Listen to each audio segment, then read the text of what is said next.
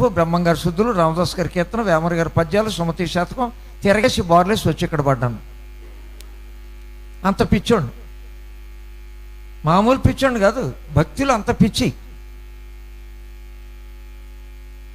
ఆ విగ్రహారాధనలో అన్యారాధనలో ఎంత పిచ్చో ఇప్పుడు ఆ పిచ్చి 10 రెట్లు పెరిగిపోయింది యేసయ్యను నమ్మాక. అది ప్రభు కృప. నేను మామూలుగా యాక్టర్ని, పాఠశాల చదువుకునేటప్పుడు యాక్టర్ని. ఎన్టీ రామారావు గారు, అక్కినేని నాగేశ్వరరావు గారు బాగా ప్రేమించేవారు నా యాక్షన్కి. అంటే నేను ఆడపిల్ల వేషం వేసి డ్యాన్సులు వేసేవాడిని, భరతనాట్యాలు. నేను డ్యాన్సులు వేస్తే మెడ్రాస్లో నాతో డ్యాన్సులు వేయించి బంగారు మెడల్స్, వెండి మెడల్స్ వేశారు మెడలో. అప్పట్లో సినిమాలు తీస్తున్న డైరెక్టర్ పుల్లయ్య గారికి నా డ్యాన్స్ చూపించారు. ఆయన అద్భుతంగా ఆనందపడిపోయి మాలపిల్ల సినిమాలు యాక్ట్ చేయించారు. ప్రభు నన్ను పట్టుకోకపోతే నేను ఎక్కడ ఉండాలన్నమాట? అది అక్కడ ఉండాలి, నరకం యొక్క అంచులో ఉండాలి. ఆయన కనికరించాడు కనుక ఈరోజు మీ మధ్యలో ఉన్నాను. ప్రపంచంలో ఎక్కడైనా ఉంటాను. ఏ ప్రదేశంలో ఏ ప్రజల మధ్య అయినా ప్రపంచానికి యేసుప్రభు ఒక్కడే దేవుడు అని చెప్పడానికి, పాపులందరికీ సరిపోయిన రక్షకుడు యేసుప్రభు అని చెప్పడానికి నా జీవితాన్ని అంకితం చేసుకున్నాను. స్తోత్రం చెప్పండి. నేను విద్యార్థి దశలో ఉండగానే టీచర్ ట్రైనింగ్ అవుతూ ఉన్నాను. అక్కడ మంచి సభలు జరుగుతున్నాయి. ఆ సభలో వైఎస్ రాజశేఖర రెడ్డి గారి పెదనాన్న గారు తెలుగులో వాక్యం చెప్తున్నాడు. మెడ్రాస్ నుంచి ఒక ఆయన వచ్చి ఇంగ్లీష్లో వాక్యం చెప్తున్నారు. వైఎస్ రాజశేఖర రెడ్డి గారి పెదనాన్న గారు తెలుగులో వాక్యం చెప్తున్నారు. ఆ సభల్లో ప్రభు నన్ను పట్టుకున్నారు. 1957 సంవత్సరం మార్చి నెల 8వ తారీఖు శుక్రవారం రాత్రి 8 గంటలకు నేను పశ్చాత్తాపడి నా పాపాలు ఒప్పుకొని చెప్పుకొని క్షమాపణ పొంది, రక్షణ పొంది, మారు మనసు పొంది, ఆత్మను పొంది ప్రభు బిడ్డగా మార్చబడ్డాను. స్తోత్రం చెప్పండి. వైఎస్ రాజశేఖర రెడ్డి గారి పెదనాన్న గారే నాకు బాప్టిజం ఇచ్చారు. వైఎస్ రాజశేఖర రెడ్డి గారి పెదనాన్న గారే నాకు ఒక అనాథ పిల్లని చూసి పెళ్లి చేశారు. అనాథ పిల్లండి. మీ స్టీవెన్ అన్నయ్య గారు అమ్మగారు ఎవరు అనుకుంటున్నారు? లక్షాధికారా? అనాథ పిల్ల, తండ్రి లేడు, తోబుట్టు లేరు, ఒక విధవరాలు కూతురు. ఆమె చేశాడు ఈయన, ఈ వైఎస్ రాజశేఖర రెడ్డి పెదనాన్న గారు. శిఖామణి, నీ విశ్వాసానికి, నీ స్వరానికి, నీ వరానికి సరిపోయిన పిల్ల, ఒక దిక్కుమాలిన పిల్ల ఉంది. మరి నువ్వేమి హెడ్ మాస్టర్వి? అప్పటికి నేను హెడ్ మాస్టర్ని. మరి హెడ్ మాస్టర్ అయితే ఎవరిని చేసుకోవాలి న్యాయంగా? డ్రిల్ మాస్టర్ని చేసుకోవాలమ్మా.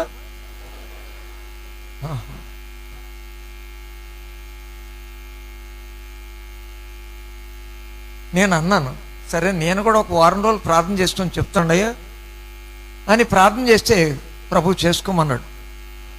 63 సంవత్సరం మే నెల 11వ తారీఖు శనివారం సాయంత్రం 4:30 గంటలకి నాకు వివాహం అయింది. 7 పిల్లలు. స్టీవెన్ బాబు 2 ఆయన. ఆమె కడుపులోంచి వచ్చిన పిల్లలు 7 పిల్లలు. ఆవిడ ఆత్మలోంచి వచ్చిన పిల్లలు 7,000 మంది. స్తోత్రం చెప్పండి. 22 సంవత్సరాల్లో 7,000 మందిని కన్నాను.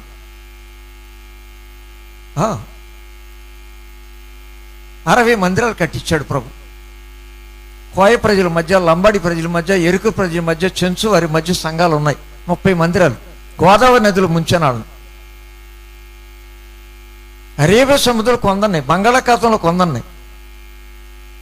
ఈ రకంగా ప్రభు ఇచ్చిన ఆజ్ఞ ప్రకారంగా ప్రభు నన్ను పిలుచుకున్నారు. హెడ్ మాస్టర్ పని చేస్తూ ఉండగానే ప్రభు నన్ను పూర్తిగా సేవ చేయాలి. బడి గుడి, బడి గుడి, బడి గుడి కుదరదురా. నీ స్వరం ఫెయిల్ అవ్వకుండా, నీ చూపు ఫెయిల్ అవ్వకుండా, వినికిడి ఫెయిల్ అవ్వకుండా, నీ బొగ్గలు చొట్టబడకుండా, నరాల్లో కండ కరిగిపోకుండా, నీ ఎముకల్లో మూలుగు పలసబడకుండా, నీ ఆరోగ్యం బాగుండగానే పరిపూర్తిగా నా సేవ చేయాలి వచ్చేయమన్నారు. అప్పటికి 7 పిల్లలు, ఎవరికి చదువులు అవ్వలేదు, సొంత ఇల్లు లేదు, సొంత సైకిల్ లేదు. మరి మన మందిరంలో ఇదే మొదటిసారి కాబట్టి కొంచెం సాక్ష్యం చెప్తున్నాను. సొంత సైకిల్ లేదండి, కాలినడకలే చేశాను 10 సంవత్సరాల సేవ. 10 సంవత్సరాలు అద్దె సైకిల్ మీద చేశాను. రోజుకు ₹1 అద్దె. 10 సంవత్సరాలు స్కూటర్ మీద చేశాను. నేను చదువుకున్న విధానం చెప్తే ఇంకా ఆశ్చర్యపోతారు. ఎంత పేదవాళ్ళం అంటే 2 నిక్కర్లు 2 అరచేతి చొక్కాలు, ఓ జత ఆరేసుకోవటం ఉతికి, ఓ జత బడికేసుకుని వెళ్ళటం. అలా చదువుకున్నానండి. 7 కిలోమీటర్లు నడిచి. మా ఊరు జొన్నవారిగూడెం, చిన్న పల్లెటూరు. అక్కడ నుంచి జంగారెడ్డిగూడెం రావాలి 7 కిలోమీటర్. బస్సులు లేవు, ఆటోలు లేవు, రిక్షాలు లేవు.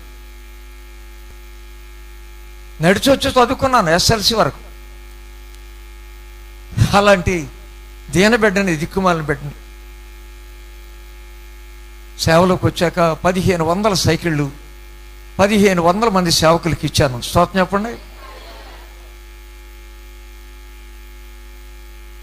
7 పిల్లలు, 2 పిల్లలు కవల పిల్లల్ని ప్రభు పిలుచుకున్నారు.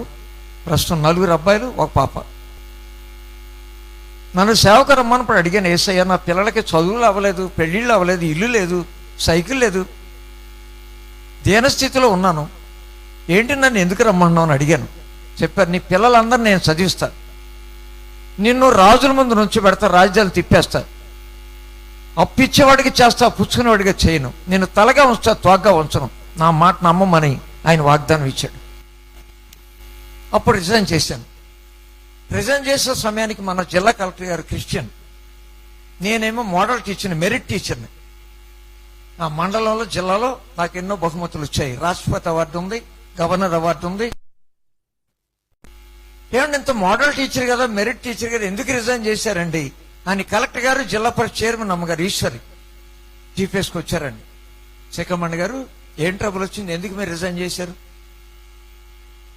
మిమ్మల్ని సేవ చేసుకోవద్దన్నమ్మా, బళ్ళో 5 గంటలు ఉంటే చాలు, మిగతాది మీ ఇష్టం. సంవత్సరానికి 220 రోజులు బళ్ళో ఉంటే చాలు, మిగతా రోజులన్నీ మేము ఊరికినే జీతం ఇస్తాం అని అడిగితే చెప్పాను. యేసయ్య నన్ను ఎలా కేకేశారో, ఎందుకు నేను రిజైన్ చేశానో చెప్పాను. అప్పుడు కలెక్టర్ గారు అన్నారు, బాబు పొరపాటు అయిపోయింది, సరే మేము రిలీవింగ్ ఆర్డర్ ఇస్తాం, రిలీవింగ్ ఆర్డర్ ఇచ్చిన తర్వాత మిమ్మల్ని సేవకుడికి అభిషేకం చేస్తారు కదా, మీరు అభిషేకం అయిన తర్వాత మొట్టమొదటి మీటింగ్ నా బంగ్లాలో పెట్టాలి.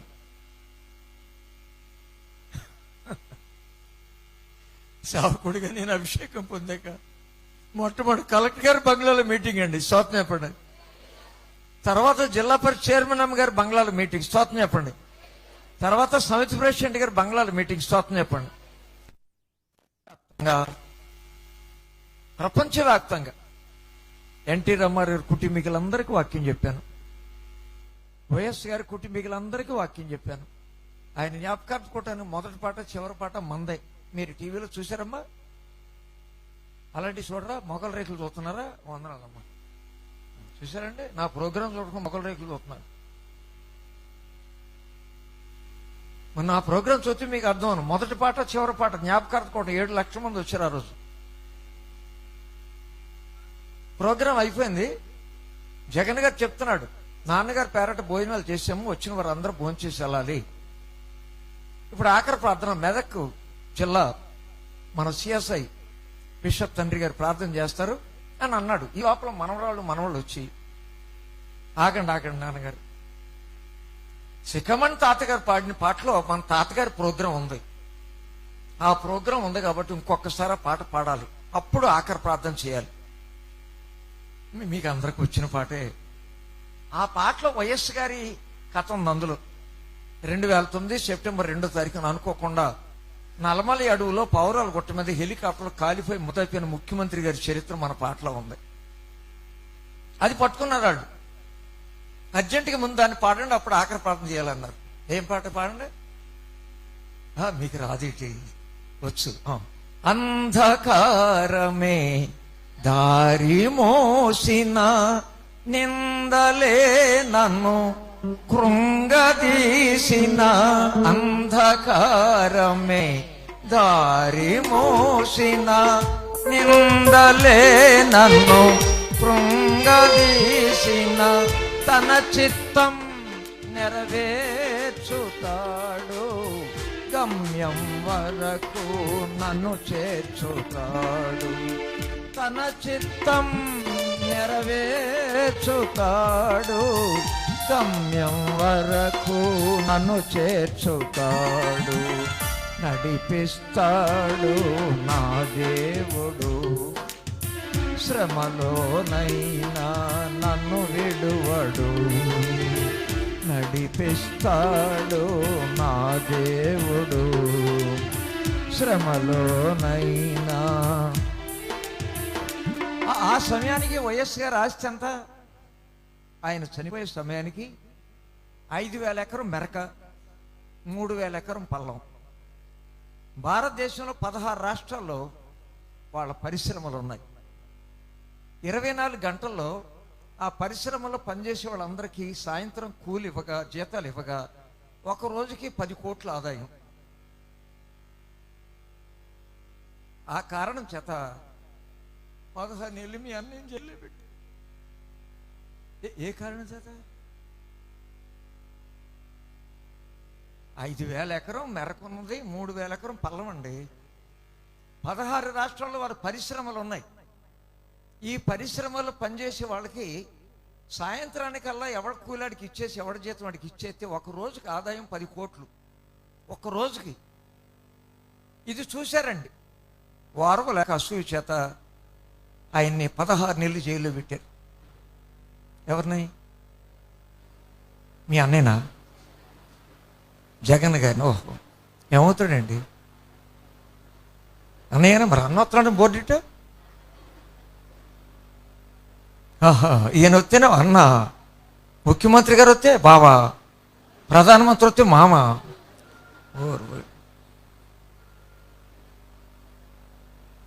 ఇప్పుడు ఆయన ఆస్తి 5,000 ఎకరం మెరక, 3,000 ఎకరం పల్లం అండి. రోజుకు 10 కోట్ల ఆదాయం అండి. ఇంత ఆస్తిపరుడు అయ్యి ఉండి ఆయన ఊరకాల చిటికేస్తే 2,000 మంది పారామిలిటరీ, 2,000 మంది ఎయిర్ ఫోర్స్ మిలిటరీ, 2,000 మంది నేవల్ మిలిటరీ, 2,000 మంది రిజర్వ్ మిలిటరీ రావాలి. అంత అధికారం కలిగి ఉండి, అంత ఆస్తి కలిగి ఉండి కష్టాల కొలిమి కాల్చివేసిన, శోకాలు గుండెను చీల్చివేసిన, కష్టాల కొలిమి కాల్చివేసిన, శోకాలు గుండెను చీల్చివేసిన, తన చిత్తం నెరవేర్చుతాడు, గమ్యం వరకు నన్ను చేర్చుతాడు. తన చిత్తం నెరవేర్చుతాడు, గమ్యం వరకు నన్ను చేర్చుతాడు, నడిపిస్తాడు నా దేవుడు. శ్రమలోనైనా అడుగులు తడబడిన, అలసట పైబడిన, అడుగులు తడబడిన, అలసట పైబడిన, చేయి పట్టి వెన్ను తట్టి చక్కని ఆలోచన చెప్పి, చేయి పట్టి వెన్ను తట్టి చక్కని ఆలోచన చెప్పి నడిపిస్తాడు నా దేవుడు. శ్రమలోనైనా నన్ను విడువడు. ప్రభు స్తోత్రం.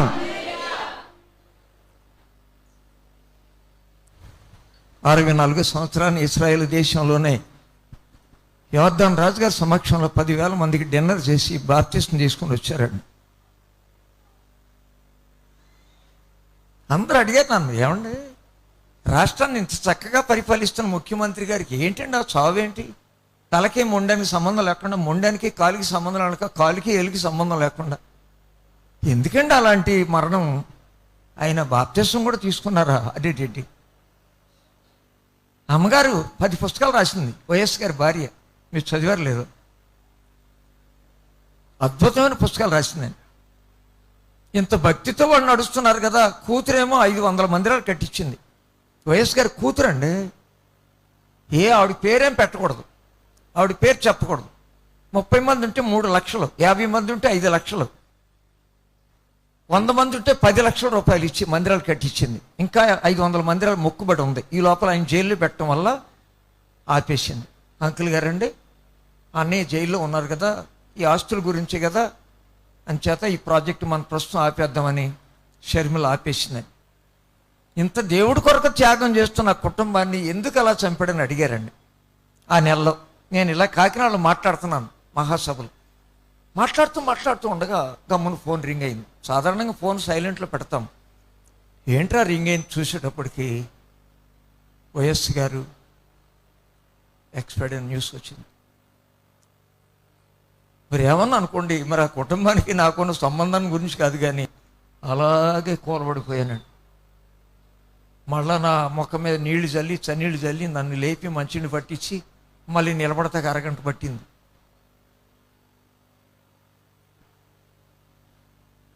ఈ సాక్ష్యంలో ఎందుకు ఈ మాటలు కలుపుతున్నానంటే, అడిగారు అందరూ, ఏమండయ్యా ఎందుకు అలా చంపాడు చెప్పండి. చెప్పాను, యోబు గ్రంథం. అవునండి, అడుగుతారు, మిమ్మల్ని అడుగుతారు, నన్ను అడుగుతారు. యోబు గ్రంథం 23 అధ్యాయం 13-14 వాక్యాలు. యోబు గ్రంథం 23, 13, 14 వాక్యాలు. అయితే ఆయన ఏక మనసు గలవాడు, ఆయనను మార్చగలవాడెవడు? ఆయన తనకిష్టమైనది ఏదో అదే చేయును. నాకు విధించబడిన దానిని ఆయన నెరవేర్చను. చెప్పండి, ఏది నెరవేర్చను? నాకు మీరేమంటారు? తలరాత అనరా? మీరు అన్న పని మీ తాతోళ్ళు అనలేదా? ఏ రాత అన్నారు? ఇక్కడేమైనా ఉంది? నాకు విధించబడిన దాన్ని ఆయన నెరవేర్చను. Time table. అవునండి, మన భక్తుల యొక్క ముగింపు కూడా చెప్తాను. రాత్రికి చూదిరిగాను. పరంజ్యోతి గారు ఎలా చనిపోయారు, కేఆర్ రెడ్డి గారు ఎలా చనిపోయారు, తండ్రి గారు ఎలా చనిపోయారు, సామ్యాలయ్య గారు ఎలా చనిపోయారు, ఆర్కేమూర్తి గారు ఎలా చనిపోయారు, భక్త్ సింగ్ గారు ఎలా చనిపోయారు, సాధు సల్మాన్ గారు ఎలా చనిపోయారు. అవునండి, గుర్తుపెట్టుకోండి. ఈ విధి అనేది ఎప్పుడు నిర్ణయించాడు ఆయన? మనం పెరిగాక, భక్తిలోకి వచ్చాక, బైబిల్ చదివాక, ప్రార్థన చేశాక, ఆమె అనక, హల్లులి అన్నాక, వందనాలు చెప్పాక, సందా ఇచ్చాక, ఉపవాసం అన్నాక, ఉప్మా తిన్నాక కాదు. 139 కీర్తన 16 వాక్యం ప్రకారం టైం టేబుల్ ఎప్పుడు నిర్ణయించాడో చూడండి. మన టైం టేబుల్ కాదు, ప్రపంచంలో ప్రతి మానవుడు యొక్క టైం టేబుల్ ఇది. కేవలం యేసు ప్రభు నమ్మిన టైం టేబుల్ అనుకోకండి, పొరపాటు అది. యేసు ప్రభు నమ్మినోళ్ళకి ఒక దేవుడు, యేసు నమ్మనోళ్ళకి ఒక దేవుడు లేడు. దేవుడు అనేవాడు ఉన్నాడని మీరు నమ్మగలిగితే ఆయన ఒక్కడే. He's alone, he's only one god for all the nations. చదువునాను 139:16. నేను పిండమనై ఉండగా నీ కన్నులు నన్ను చూచెను. నియమించబడిన దినాల్లో ఒక్క దినమైన జరగమునిపే నా దినములన్నీ నీ గ్రంథములో లిఖితములైన. స్తోత్రం చెప్పండి. మన డేస్ అన్నీ కూడా గ్రంథంలో రాసేసాం. టోటల్ మన life history it's already printed. అంచేత ఆయన తనకి ఇష్టమైన దాన్ని చేస్తాడు. ఆయన తన స్వభావానికి విరుద్ధంగా ఏది చేయడు. అందువల్ల ఈరోజు ఈ నా సాక్ష్యాన్ని నేను ముగిస్తున్నాను. ప్రస్తుతం మేము జంగారెడ్డిగూడెంలో ఉన్నాము. పిల్లలందరినీ ఆయనే చదివించాడు. అందరూ పోస్ట్ గ్రాడ్యుయేట్సే, గ్రాడ్యుయేట్స్ కాదు, ఇంటర్మీడియట్స్ కాదు. చెప్పండి, పోస్ట్ గ్రాడ్యుయేట్స్. మీ స్టీవెన్ అన్నయ్య ఎంఎస్సి, ఎంఈడి, ఎల్ఎల్బి. పెద్దన్నయ్య ఎంఏ, బిఈడి. మూడన్నయ్య ఎంఎస్సి, ఎంఏ, ఎంఈడి. నాలుగైన ఎంకామ్, బీకామ్, ఎంఈడి. పాప బిఏ, బిఈడి. ఇక్కడ ఏలూరులోనే ఉంది. స్త్రీల మీటింగ్ ఏదైనా పెట్టుకున్నప్పుడు కేకేద్దరు కానీ నెంబర్ ఇస్తాను. ఇక్కడ నడుపుతూ ఉంది, సంఘాల్లో పిలుస్తున్నారు, సందేశం ఇస్తుంది, సంగీతాలు పాడుతుంది. డిప్యూటీ తహసీల్దార్ గారి భార్య, మా అల్లుడు డిప్యూటీ తహసీల్దార్ పెదవేగిలు. అందరినీ ప్రభు చదివించాడు. అందరూ మారుమనసు పొంది, అందరూ రక్షణ పొంది, అందరూ ఆత్మను పొంది, అందరూ వరాలు పొంది, అందరూ స్వరాలు పొంది, అందరూ ప్రభు సేవలో సహకరిస్తున్నారు. స్తోత్రం చెప్పండి. నేనేం తయారు చేయాలి, ఆయనే తయారు చేసుకున్నాడు. నేను తయారు చేయటం కాదు. The plan of God, the preparation of our Lord Jesus. అందరికీ పెళ్ళిళ్ళు అయినాయి, అందరికీ పిల్లలు, అందరికీ ఒక్కొక్కరు ఒక్కొక్క కారు, ఒక్కొక్క స్కూటరు. ఇది అద్దె సైకిల్ మీద చదివించానని చెప్పినా, వీళ్ళందరూ అద్దెంట్లో పుట్టారు. ఏడు 7 కాన్పులు కూడా అద్దెంట్లోనే. ఇవాళ ఒక్కొక్క కుటుంబానికి ఒక్కొక్క బంగ్లా. మీ స్టీవెన్ అన్నది 60 లక్షల బంగ్లా, హైదరాబాద్ హబ్సి కూడా ఒకటో లైన్. కిందేమో రికార్డింగ్ స్టూడియో, రెండోది రెసిడెన్సీ, మూడోది గెస్ట్ హౌస్. అలాగూ 4గురికి 4 బంగ్లాలు. మా పాప కూడా చింతలపూడి బంగ్లా. అందరికీ తల ఒక కారు, అందరికీ తల ఒక స్కూటరు. ఒక్కొక్కరికి 5 సంఘాలు చూడాలి ఇన్ఛార్జ్. మన 60 సంఘాలు, మనిషికి 5 సంఘాలు చొప్పున వాళ్ళు సూపర్ చేసుకుని నడిపించాలి. ప్రభు ఎంత గొప్పడో మీరు అర్థం చేసుకోవడానికి చెప్పాను ఈ సాక్ష్యం. 10వ తరగతి వరకు నా కాళ్ళకి చెప్పులు లేవు. మీరు నమ్మినా నమ్మకపోయినా. నీకు ఎన్ని జతలు ఉన్నాయేమో చెప్పులు? అబద్ధం అడకు. బడికి వేసుకెళ్ళటం బూట్లు లేవా? ఇంటి దగ్గర బాత్రూమ్కి వెళ్ళటానికి చెప్పులు లేవా? మార్కెట్కి వెళ్ళటానికి వేరే చెప్పులు లేవా? చూడండి, బూటు బెల్టు బ్యాడ్జీ. 10వ తరగతి వరకు చెప్పులు లేవండి. అరే రే రే రే. ఇక మీరేం ఆలోచిస్తున్నారో ఆలోచించండి. ఇవాళ ఏ దేశం వెళ్తే ఆ దేశంలో ఆ బూటు ఆ షూటు. కోటి వెళ్ళానండి, అక్కడ బూటు అక్కడ షూటు. 50,000 బూట్లు, 50,000 షూట్లు. మరి వేసుకు రాలేక ముసలోడిని కదా వేసుకొస్తే మీరు ఏమంటారు? ఈ ముసలోడికి దసరా పండుగ అంటది అంతా మనరాలు. అందుకని వేసుకు రాలే. ఈసారి తొడుకురమ్మని నిమ్మలంగా పెట్టుకొస్తాను చూద్దరు గారు. ఒక్కొక్క బూట్ అండి 15,000 రూపాయలు ఖరీదు. మరి ఆ ప్రభు ఎంత గొప్పడో మీరు అర్థం చేసుకోండి. అధైర్యపడకండి, అవిశ్వాస పడకండి, బెంగ పడకండి, దిగులు పడకండి. మన యేసయ్య గొప్ప దేవుడు. నమ్మాలంతే, నమ్మగలిగితే చాలు. ఏ మోడల్ ఆశీర్వదిస్తాడో చెప్తున్నాను మీకు. ఈ నెలలో వాస్తవానికి ఇంగ్లాండ్లో ఉండాలి. డాక్టర్ల విమానం ఎక్కొద్దన్నారు. 2016 ఆగస్టు 12 తారీఖున హార్ట్ స్ట్రోక్ వచ్చిందండి. ఒక స్టంట్ వేశారు. ఇంకొక వాళ్ళు వీక్గా ఉంది. విమానం ఎక్కుందండి. అయ్యా, విమానం ఎక్కితే విమానం స్టార్ట్ అవ్వగానే మీ హార్ట్ ఆగిపోద్ది అన్నారు. అందుకని మొన్న ఆస్ట్రేలియాకి ఆహ్వానం వస్తే 3 అబ్బాయిని పంపాను. ఇంగ్లాండ్కి ఏమో 2 అన్నయ్యని పంపాను. మొన్ననేమో పెద్ద అబ్బాయిని పంపాను. అందుచేత ప్రైడ్లో జ్ఞాపకం పెట్టుకోండి. మొన్న ఏకంగా హార్ట్కి, కిడ్నీకి, లంగ్స్కు ట్రబుల్ వచ్చింది. నేను అడిగాను ప్రభుని, 80 సంవత్సరాల వరకు బీపీ లేదు, షుగర్ లేదు, సైడ్ తగ్గలేదు, వినికిడి తగ్గలేదు. 80 సంవత్సరాల వరకు బీపీ లేదు, షుగర్ లేదు, చూపు తగ్గలేదు. ఇలా చదివేయటమే. ఇప్పుడు 82 అండి. సరే ఏంటి ప్రభు అని అడిగాను. 80 సంవత్సరాల వరకు బీపీ లేకుండా, షుగర్ లేకుండా, సైడ్ తగ్గకుండా, వినికిడి తగ్గకుండా, ప్రతిరోజు ఎక్కడో చోట 10 మందికో, 100 మందికో, 10,000 మందికో నిన్ను గురించి చెప్తేనే కానీ అన్నం తినేయకుండా పడుకోకుండా నన్ను సేవలో వాడుకున్నావు. ఎందుకు ఈ బలహీనతలు? ఏంటిది? ఈ డాక్టర్ చేతిలో పడేయటం ఎందుకు? అర్జెంటుగా నన్ను తీసుకోమని అడిగాను. అలా అడగొచ్చు అని అడిగాడు ఆయన. నన్ను తీసుకోమని అడగొచ్చా? నువ్వు అడగలా? ఎప్పుడు తీసుకోవాలో, ఎక్కడ తీసుకోవాలో, ఎలా తీసుకోవాలో నాకు తెలీదా? ఎర్రి మొక్కమడ. ఇన్ని బోధలు చేసి, ఇన్ని దేశాలు తిరిగి, ఇన్ని వేల మందికి బాప్తిసాలు ఇచ్చి నువ్వు నన్ను తీసుకోమని అడుగుతావా? బైబిల్ మళ్ళీ చదవమన్నాడు ఆయన. 90వ కీర్తన 10వ వచనం చదవమన్నాడు. ఏమని ఉంది 90వ కీర్తన 10వ వచనంలో? చూడండి.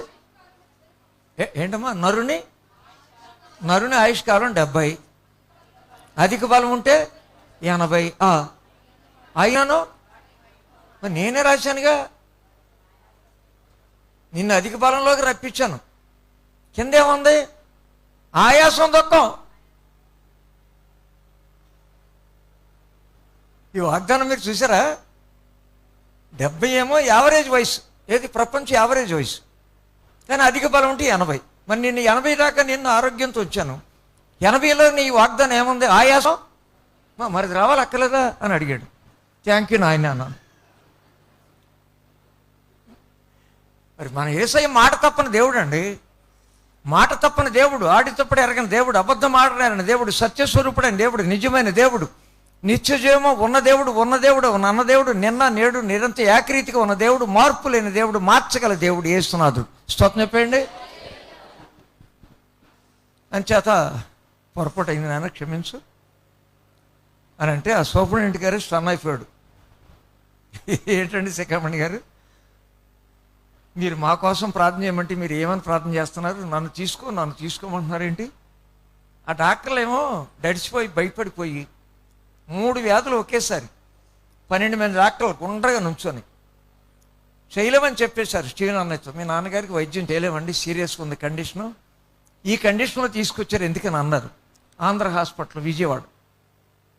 ఈ లోపల అక్కడ 3 క్రిస్టియన్ డాక్టర్లు ఉన్నారు, ఒక లేడీ డాక్టర్, 2 మగాళ్ళు. శిఖామణి గారు మా తండ్రి గారు అండి, మా గురువు గారు అండి, దేవుడి తర్వాత మాకు దేవుడు అండి, కొద్దిగా ఆడుతుందండి, కొద్దిగా టిక్కి మంటలు మేము ప్రయత్నం చేస్తాం అన్నారు. నాకు తెలీదు, నేను అపస్మారకంలో ఉన్నాను, కోమాలో. వాళ్ళు ఏం ప్రయత్నం చేశారు, అరగంటలో నేను కళ్ళు తెరిచి స్తోత్రం అన్నానంట. ఐసీలో పెట్టారండి. 15 రోజులు ఐసీలో ఉన్నాను, 5 రోజులు మామూలు రూమ్లో ఉన్నాను, తిరిగి ఇంటికి వచ్చాను, మీ మధ్యకి వచ్చాను. స్తోత్రం చెప్పండి. అందువల్ల మరి ఈరోజు మన మందిరంలో మీతో కూడా కలిసి ఉండే అవకాశాన్ని, ఆరోగ్యాన్ని, ఆయుష్ పరిమాణాన్ని ఇచ్చిన కన్న తండ్రి మనసారా స్తుతిస్తున్నాను. ప్రభు స్తోత్రం, ప్రభు స్తోత్రం, ప్రభు స్తోత్రం. ప్రభు చిత్తం అయితే ఈ నెల 26, 27, 28 తారీఖుల్లో జంగారెడ్డిగూడెంలో మేము కృపా సువార్త సంగీత పండుగలు పెడుతున్నాము. అందులో 2వ రోజు వాక్యం చెప్పడానికి మీ అయ్యగారిని ఆహ్వానించాము. మొన్న నా బర్త్డేకి కూడా పిలిచాము, 82వ బర్త్డేకి కూడా పిలిచాము. ఆ రోజు అయ్యగారు బిజీ వల్ల రాలేకపోయారు. ఆ రోజు రక్తదాన శిబిరం కూడా పెట్టామండి, విధవరాళ్ళందరికీ చీరలు ఇచ్చామండి. ఏదో ఒక సాంఘిక కార్యక్రమం చేస్తూ ఉంటాం. అందువల్ల మీ ప్రార్థనలో అది కూడా జ్ఞాపకం పెట్టుకోండి. 26, 27, 28 తారీఖులు జంగారెడ్డిగూడెంలో కృపా సువార్త సంగీత పండుగలు. మేము కూడా రావచ్చు అని నీ అనుమానం కదా? ఓహో,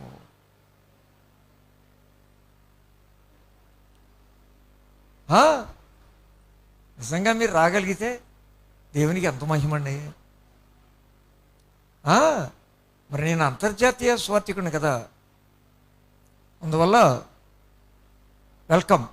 రావాలనుకున్న వాళ్ళు ఎవరైనా రావడానికి అభ్యంతరం లేదు. ఒకవేళ రావడానికి పోవటానికి మరి ఛార్జీలు మా దగ్గర లేవుండంటే ఒక ఛార్జీ నేను ఇస్తాను.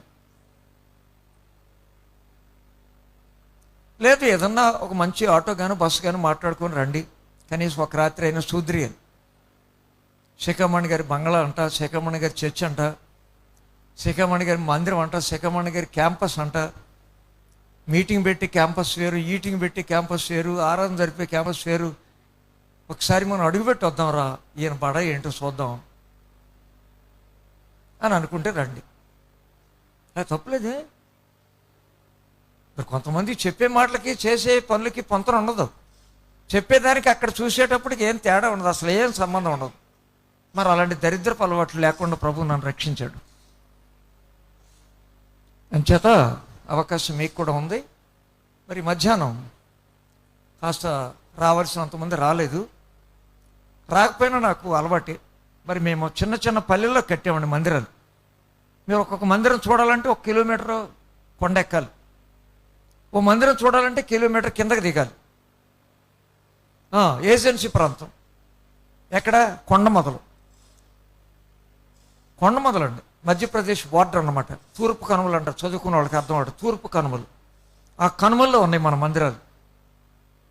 మరి వాళ్ళతో పాటు వాళ్ళు పెట్టిన జొన్నన్నం పచ్చడి మెతుకులు తిని, వాళ్ళ ఎదురుగడాల మంచం మీద పడుకొని, వాళ్ళ భాషను నేర్చుకుని, వాళ్ళకి స్వార్ చెప్పి, వాళ్ళ రక్షణలో నడిపించి మందిరాలు కట్టి ఆరాధనలు జరుగుతున్నాయండి. అందువల్ల మాకు 10 మందితో మాట్లాడటం అలవాటు, 10,000 మందితో మాట్లాడటం అలవాటు, 10,000 మందితో మాట్లాడటం కూడా అలవాటు. ఎవరు లేకుండా కూడా రేడియోలో గదిలో కూర్చొని 20 సంవత్సరాలు మాట్లాడాను. జీవజలముల కార్యక్రమం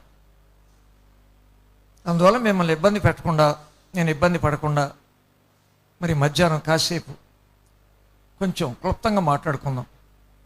సాయంత్రం నిదానంగా సాఫీగా కొంచెం సావధానంగా మాట్లాడుకుందాం. చల్లగా ఉంటుంది కదండి సాయంత్రం. ఇప్పుడు లైట్లు వేసారు, లైట్లతో పని ఉందా? చాలా వెళ్తుంది కదా, లైట్లు వేసారు ఎందుకు? నేను బైబిల్ స్కూల్స్లో కూడా టీచర్గా పనిచేశాను. 3 బైబిల్ స్కూళ్ళు, చిలకూరుపేట, కాకినాడ, గుడివాడ. అందువల్ల బైబిల్ ట్రైనింగ్ అయ్యాక వాళ్ళకి అభిషేకం చేసి ఆర్డినేషన్ ఇచ్చి సర్టిఫికేట్ ఇచ్చేటప్పుడు వాళ్ళకి ఏం చెప్తానంటే, ప్రభా మీరు తరబితి అయిపోయింది, అభిషేకం చేస్తున్నాం, ఆర్డినేషన్ చేస్తున్నాం, సర్టిఫికేట్ ఇస్తున్నాం, జాగ్రత్తగా మాట్లాడండి. ఎక్కడికి వెళ్ళినా ఏదో మైక్ దొరికింది కదా అని మీ ఇష్టానుసారంగా మాట్లాడకండి, గంటలు మాట్లాడకండి. ఏదో రాసుకెళ్ళిపోయి అయిందాక జనాన్ని ఏడిపించకండి. ఏం చెప్పాలని ప్రభువుని అడగండి. పలానా స్థలానికి వెళ్తున్నాను ప్రభు, ఏం చెప్పాలని ప్రభువుని అడగండి. ప్రభువుని అడిగి ఆత్మ ద్వారా చక్కగా సిద్ధపడి వెళ్ళండి. కరెక్ట్గా వినబుద్ధి కావాలంటే, అందరికీ మీరు చెప్పే మాటలు బుర్రకు ఎక్కాలంటే ఒక అరగంట చాలు, ముద్దు, అరగంట ముద్దు. లేక రాకరాకి వెళ్ళారు అనుకో 45 నిమిషాలు హద్దు. హద్దు అంటే ఏంటి? దాటకూడదు. 1 గంట మనకు వద్దు. వాళ్ళకి నేర్పి పంపుతున్నానండి. మన దగ్గర ట్రైనింగ్ అయ్యి అభిషేకం అయ్యాక సేవకి వెళ్ళే వాళ్ళకి చెప్తున్నా, అరగంట ముద్దు, చెప్పండి, 45 నిమిషాలు హద్దు, 1 గంట మనకి వద్దు. ఇప్పుడు చెప్పండి, మీకు వద్దు కావాలా, హద్దు కావాలా, ముద్దు కావాలా? ఏమన్నమ్మా, నా మాట అర్థమవుతుందా మీకు? వెనకాల వాళ్ళకి వద్దు అంటే గంట, హద్దు అంటే 45 నిమిషాలు, ముద్దు అయితే అరగంట.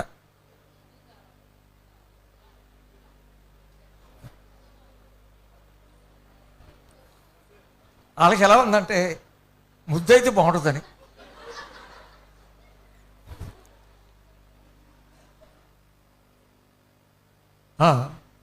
ఓకే అండి, సరే చూద్దాం ప్రభు ఎలా నడిపిస్తారో.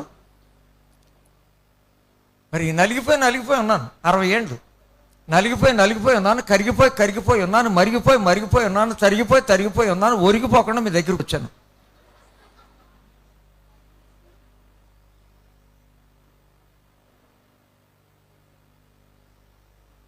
ఈ బైబిల్ గ్రంథాన్ని చాలా జాగ్రత్తగా చదువుతానండి నేను.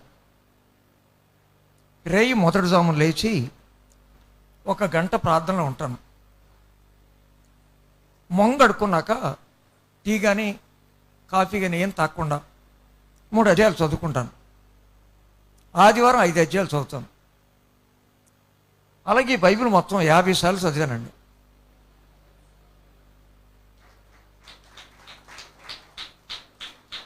ఆదికాండం 1 నుంచి ప్రకటన 22 వరకు 50 సార్లు చదివాను. డిసెంబర్కి మళ్ళీ అయిపోతుందండి 50సారి. మళ్ళీ జనవరికి కొత్త బైబిల్ పట్టుకుంటాను. ఏడాదికి 1 బైబిల్. మొన్న బర్త్డేకి ఆయన బైబిల్ ఇచ్చారు, అది రేపు జనవరి 1న ఓపెన్ చేస్తాను. మళ్ళీ నేను చదివే విధానం కూడా చెప్తాను, వినండి. బైబిల్ 3 భాగాలు చేసుకోవాలి. ఆదికాండం నుంచి 1 భాగం, కీర్తనల దగ్గర నుంచి 1 భాగం, మత్తయి దగ్గర నుంచి 1 భాగం. ఆదికాండం నుంచి యోబు దాకా రోజుకు 1 అధ్యాయం చదవాలి. కీర్తన గ్రంథం దగ్గర నుంచి మలాకి దాకా రోజుకు 1 అధ్యాయం చదవాలి. మత్తయి దగ్గర నుంచి ప్రకటన దాకా రోజుకు 1 అధ్యాయం చదవాలి. ఆదివారం నాడు ఇందులో 2 అధ్యాయాలు, ఇందులో 2 అధ్యాయాలు, కొత్త నిబంధనలు 1 అధ్యాయం. సంవత్సరానికి బైబిల్ అయిపోద్ది. మీరు జనవరి నుంచి ప్రయోగం చేసి చూడండి. ఇంక ఎక్కలేదు మీరు. ఆదికాండం నుంచి యోబు దాకండి. ఇవాళ 1 అధ్యాయం చదివారు, రేపు 2 అధ్యాయం. అలాగ మీరు దీన్ని 3 భాగాలు చేసుకోండి. ఎందుకు చెప్పానో చదివి చూడండి, ఆ కాలరేషన్ ఏంటో మీకు అర్థమవుతుంది. అలా మీరు క్రమంగా చదవండి, చాలా సంగతులు మీరు నేర్చుకుంటారు. ప్రభు మీతో మాట్లాడతారు. ప్రభు మాట్లాడతాడు. ఆయన మాట్లాడేటువంటి ప్రశ్న ఎలా మాట్లాడతారని, త్రూ బైబిల్. చెప్పండి. ఎస్, వాక్యము ద్వారా మనతో మాట్లాడాలి. వాక్య దర్శనము అనండి. అదే అండి, ఇప్పుడు దర్శనం అది. ఇప్పుడు డైరెక్ట్గా మనల్ని దర్శించడానికి వీలేదు. ఎందుకని? మనము మానవ శరీరం ఉన్నాము. ఆయన మన శరీరాన్ని వదిలిపెట్టి అప్పుడే 2018 సంవత్సరాలు అయిపోయింది. రాబోయే కాలంలో మళ్ళీ మనం డైరెక్ట్గా చూస్తాము. అప్పుడు ఆయన శరీరం మన శరీరం ఒకటే, మహిమ శరీరం. అప్పుడు డైరెక్ట్గా చూస్తాము. మరి ఇప్పుడు డైరెక్ట్గా చూడటానికి లేదు. ఇప్పుడు through the word of God, through the Holy Spirit, ఆత్మ ద్వారా, వాక్యం ద్వారా మనతో మాట్లాడాలి. గుర్తుపెట్టుకోండి. ఇప్పుడు డైరెక్ట్గా కనబడి పిచ్చి పిచ్చి ప్రార్థనలు ఏం చేయకండి. కనబడడం జరిగితే మనం బతకడానికి ఛాన్స్ లేదు. అందువల్ల ఈ గ్రంథాన్ని శ్రద్ధగా చదవండి. ప్రార్థన కూడా ఎవరు చూడకుండా రేయి మొదటి జాము లేచి చేసుకోండి. రేయి మొదటి జాము అంటే ఎంతమ్మా? టైం ఎంత? రాత్రికి 4 జాములు అండి, పగలు 4 జాములు. మన ఇండియా కాలమానం ప్రకారం ఇప్పుడు ఎంత అయింది టైము? ఎంతండి? 1 గంట. ఇప్పుడు అమెరికాలో రాత్రి 1 గంట. మంచి నిద్రలో ఉన్నారు వాళ్ళు. ఫోన్లు చేయకండి ఈ టైంలో. ఇంగ్లాండ్ వాళ్ళకి ఇప్పుడు సాయంత్రం 8 అవుద్ది. మనకి ఇక్కడ 1 గంటకి, వాళ్ళకి సాయంత్రం 8. కువైట్లో ఇప్పుడు 3:30 అవుద్ది టైం, సాయంత్రం 3:30 కువైట్లో. చదువుకున్న వాళ్ళకి తెలుసు ఈ టైమింగ్స్ యొక్క తేడా. ఇలా తూర్పుకి వెళ్ళేటప్పటికి 4 గంటలు, పడమటికి వెళ్తే 4 గంటలు, ఎలా మైనస్ పాయింట్ ప్లస్ పాయింట్ చదువుకున్న వాళ్ళకి తెలుసు. అందుకని యేసు ప్రభు రాకడ సందర్భాన్ని గురించి చెప్తే ఆయన ఏమన్నాడు? ఇద్దరు నిద్రపోతున్నారు అన్నాడు. అంటే ఆ దేశంలో వాళ్ళకి ఏంటన్నమాట? నైట్. అది ఇద్దరు నిద్రపోతున్నారు, బోర మోగింది, ఒకళ్ళు వెళ్ళారు ఒకళ్ళు వెళ్ళలేదు అన్నాడు. అది భార్య భర్తలు కానీ, అన్నదమ్ములు కానీ, అక్క చెల్లెలు కానీ, ఇద్దరు బ్రదర్స్ కానీ, వాళ్ళకి నైటు. ఇద్దరు పొలం దున్నుతున్నారు అన్నాడు, వాళ్ళకి పగలది. ఇద్దరు తిరగలు ఇసురుతున్నారు, అది పొద్దున్నే. మీరు అట్టేసుకుంటాకి తిరగలు ఎప్పుడు ఇసురుతారు? మధ్యాహ్నం, సాయంత్రం. తిరగలేమా? తిరగలు ఎందుకు ఇసురుతా? ఇసురుతాం తాతయ్య అనవే. మాకు అన్ని గ్రైండర్ల కింద బర్రబర్ర బర్రబర్ర బర్రబర్ర. మరి అక్కడ రాశాడు, ఇప్పుడు గ్రైండ్లు వచ్చినాయండి. మరి తిరగలే అక్కడ ఉదాహరణ రాశాడు. ఇద్దరు తిరగలు విసురుతున్నారు. శేఖమణి గారు వచ్చారు, హోటల్ నుంచి అట్లు తెస్తే ఏం బాగుంటుంది, మనమే విసిరేసి మనమే అట్టేసి పెడితే కమ్మగా తింటాడు ముసలోడు అని. పాపం ఒక అక్క ఇసురుతుంది, ఇంకొక అక్క వచ్చి వేసింది. ఇద్దరు కలిసి బరక బరక బరక బరకమంటున్నారు. ఈ లోప బోర మోగింది. ఒక అక్క వెళ్ళింది, ఒక అక్క వెళ్ళ. అంటే ఒక అక్క పరిచయం చేస్తున్నారు ఇద్దరు, కానీ ఒకళ్ళు రాకడికి రెడీగా లేరు. ఇద్దరు పొలం దున్నుతున్నారంటే సేవకులు అన్నమాట. వాళ్ళు స్వార్థ సేవకులు. వాక్యం అనే విత్తనాలు చల్లాలి. ఇద్దరు దున్నుతున్నారు, ఇద్దరు సేవకులు, ఇద్దరు వాక్యం అనే విత్తనం చల్లాలి. కానీ బోర మోగింది, ఒకళ్ళు వెళ్ళారు. ఒకళ్ళు అంటే సేవకుల్లో కూడా అందరూ వెళ్ళరు అన్నమాట. మరి పొట్టకోటి సేవ చేసేవాడు వెళ్తాడా? డబ్బులు కమ్మడం అయిపోయాడు వెళ్తాడా? రక్షణ పొందకుండానే రక్షణ పొందమని బాధ చేసేవాడు వెళ్తాడా? అంచేత గుర్తుపెట్టుకోండి. ఇప్పుడు మనం పరిశుద్ధ గ్రంథంలో నుండి ఒక చిన్న వాక్యాన్ని చదువుకుందాం. కొరింథీ పత్రిక మొదటి పుస్తకం 10వ అధ్యాయం 31వ వాక్యాన్ని ఈ పూట కొంచెం సేపు మనం ధ్యానం చేద్దాం. కొరింథీ పత్రిక మొదటి పుస్తకం 10వ అధ్యాయం 31వ వాక్యం చదువుతున్నారు. కాబట్టి మీరు భోజనము చేసినను పానము చేసినను మీరేమి చేసినను సమస్తమును దేవుని మహిమ కొరకు చేయుడి. ప్రియుడైన తండ్రి గారి కాలం నుంచి కూడా ఈ పరిచర్య నేను ఎరుగున్నాను. మా పెద్దలందరూ మీ పిలుపును అందుకొని నీ దగ్గరకు వచ్చారు. ఆ తరములో నేను మిగిలి ఉన్నాను. ఈ సమయానికి కరిమెలి ప్రార్థన మందిరంలో, ఏలూరు నగరంలో మా ప్రజల మధ్యలో కాసేపు నిలబడడానికి నన్ను బలపరచండి. బలహీనుడను బలపరచండి, మానవుడను మరుగుపరచండి, నీ దాసుడను కనికరించండి. చేరి వచ్చిన ఈ ప్రజలందరికీ నీ వాక్య దర్శనమును సమృద్ధిగా దయచేయము. యేసు ప్రభు నామమున వేడుకొనుచున్నాను తండ్రి. ప్రియమైన వాళ్ళరా, పౌలు గారు రాసినటువంటి ఈ పుస్తకంలో కాబట్టి భోజనం చేస్తారో, పానం చేస్తారో, స్నానం చేస్తారో, వంట చేస్తారో, వడ్డిస్తారో, తింటారో, వింటారో, కొంటారో, అవును అంటారు. ప్రయాణం చేస్తారో, పాటలు పాడతారో, ప్రసంగం చేస్తారో, ప్రార్థన చేస్తారో, సందా ఇస్తారో, వందనాలు చెప్తారు, ఉపవాసం ఉంటారు, ఉప్మా తింటారు, బళ్ళో చేస్తారో, గుళ్ళో చేస్తారో, ఊళ్ళో చేస్తారో, ఒళ్ళో చేస్తారో, దళ్ళో చేస్తారో, కారులో చేస్తారో, ఆటోలో చేస్తారో, విమానంలో చేస్తారో, రైల్లో చేస్తారో, ఎప్పుడు చేస్తారో, ఎక్కడ చేస్తారో, ఎందుకు చేస్తారో, ఇద్దరితో చేస్తారో, ముగ్గురితో చేస్తారో, 10 మందితో చేస్తారో, ఏమన్నా చేయండి, ఎప్పుడన్నా చేయండి, ఎక్కడన్నా చేయండి, ఏమి చేసినా, ఎక్కడ చేసినా, ఎందుకు చేసినా దేవుని మహిమ కొరకు చేయుడి. స్తోత్రం చెప్పండి.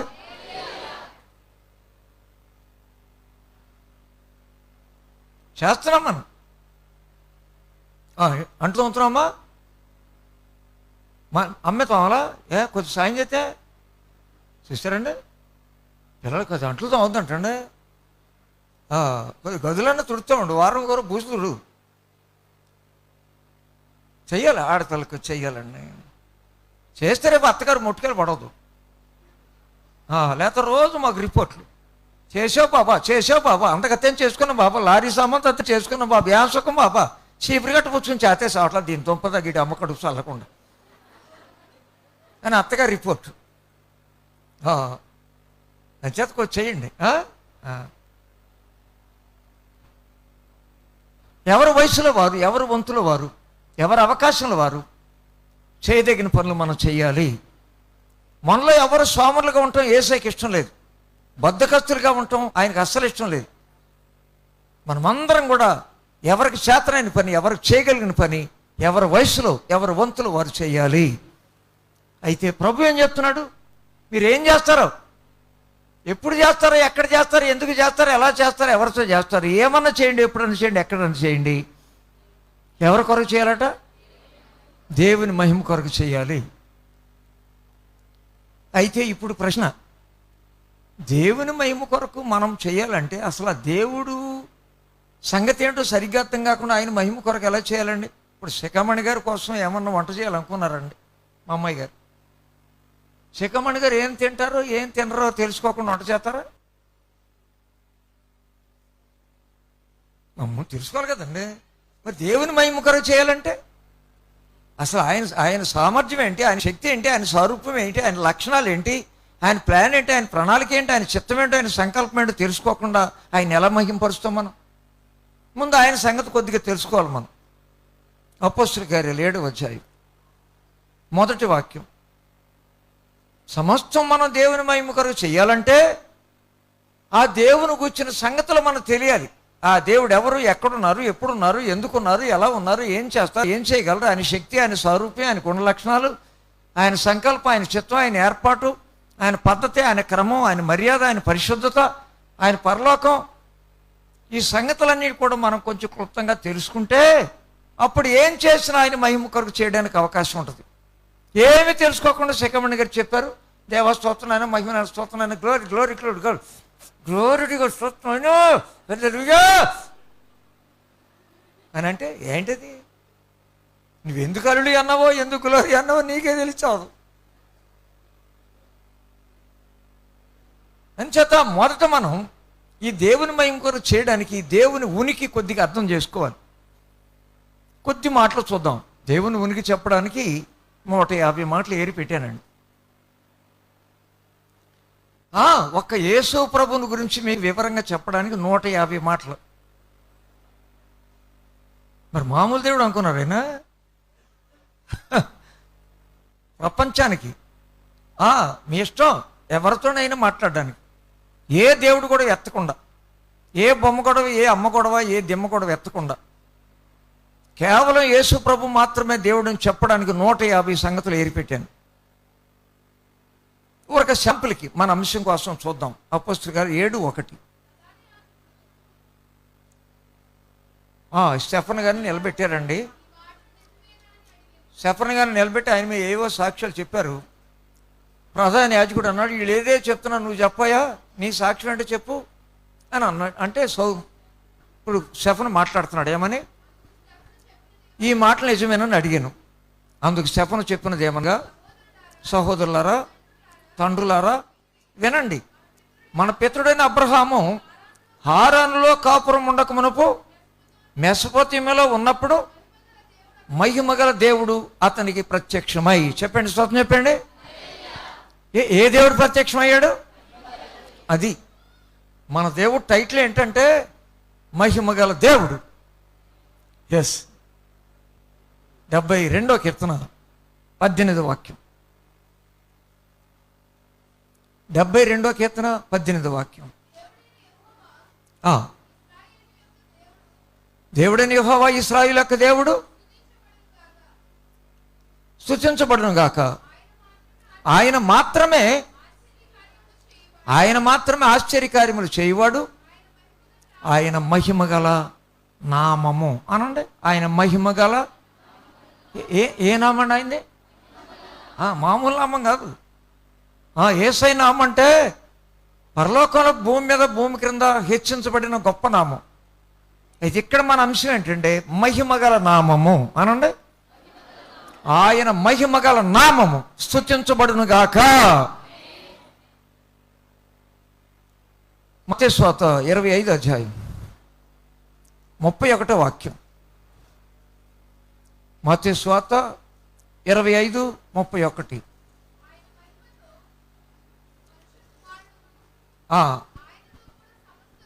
25:31. తన మహిమతో మనిషి కుమారుడు ఆయనతో కూడా తన సమస్త దూతలతో వచ్చినప్పుడు ఆయన తన మహిమ గల సింహాసనం మీద ఆసీనుడై ఉండును. స్తోత్రం చెప్పండమ్మా.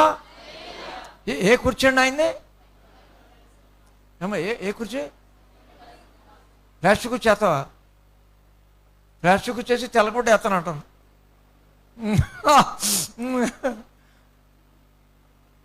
నీ కుర్చీ సరిపోద్ది ఆయనకి.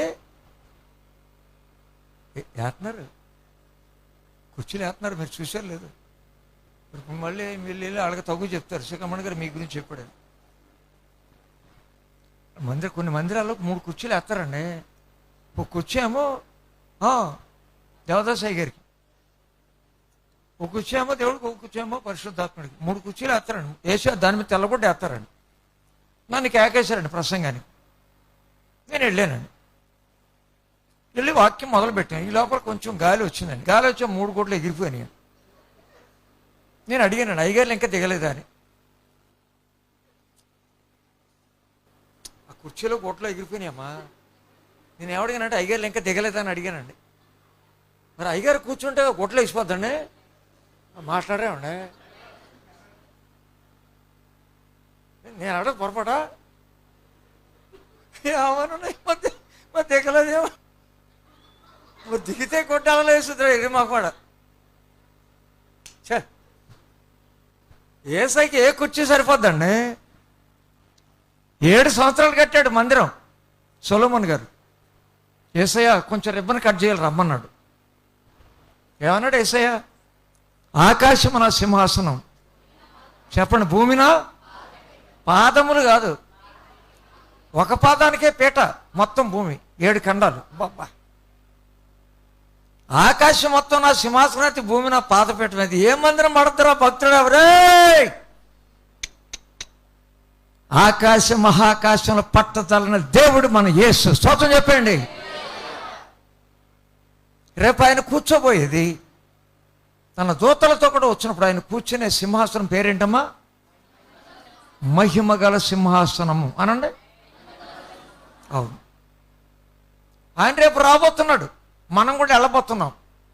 ఏ మేఘం మీద వెళ్ళాలి? ఆ మేఘం పేరేంటి? మహిమ మేఘము అనండి. అప్పుడు మన శరీరం ఏం శరీరం? ఇది ఈ శరీరం కాదు. కుదం తెల్లగుందలేదు, మురిసిపోతుంది. శ్రీకమణ గారు నల్లగున్నాడు, నేను తెల్లగా ఉంటాడు అనుకున్నాను. చార్లెస్ గారిలాగా, రమేష్ గారిలాగా ఎర్రగా ఉంటాడు అనుకున్నాను. ఇంత నల్లడు అనుకోలేదు. ఊరిని ఈ మొత్తం రంగులే ఉండవు. ఆహా, ఇంగ్లాండ్ వాళ్ళు తెల్లగా ఉంటారండి, వాళ్ళు తెల్ల దొరలు. అమెరికా వాళ్ళు ఎర్రగా ఉంటారు, వాళ్ళు ఎర్ర దొరలు. చైనా వాళ్ళు పసుపు రంగులో ఉంటారు, పసుపు పచ్చ దొరలు. ఆఫ్రికా వాళ్ళు కర్రోళ్ళు, వాళ్ళు కర్రీ దొరలు. మనమేమో సామం చేయండి. మనది మనదే చేయమా? మరీ నల్లగా ఉన్నానా అయిపోబా.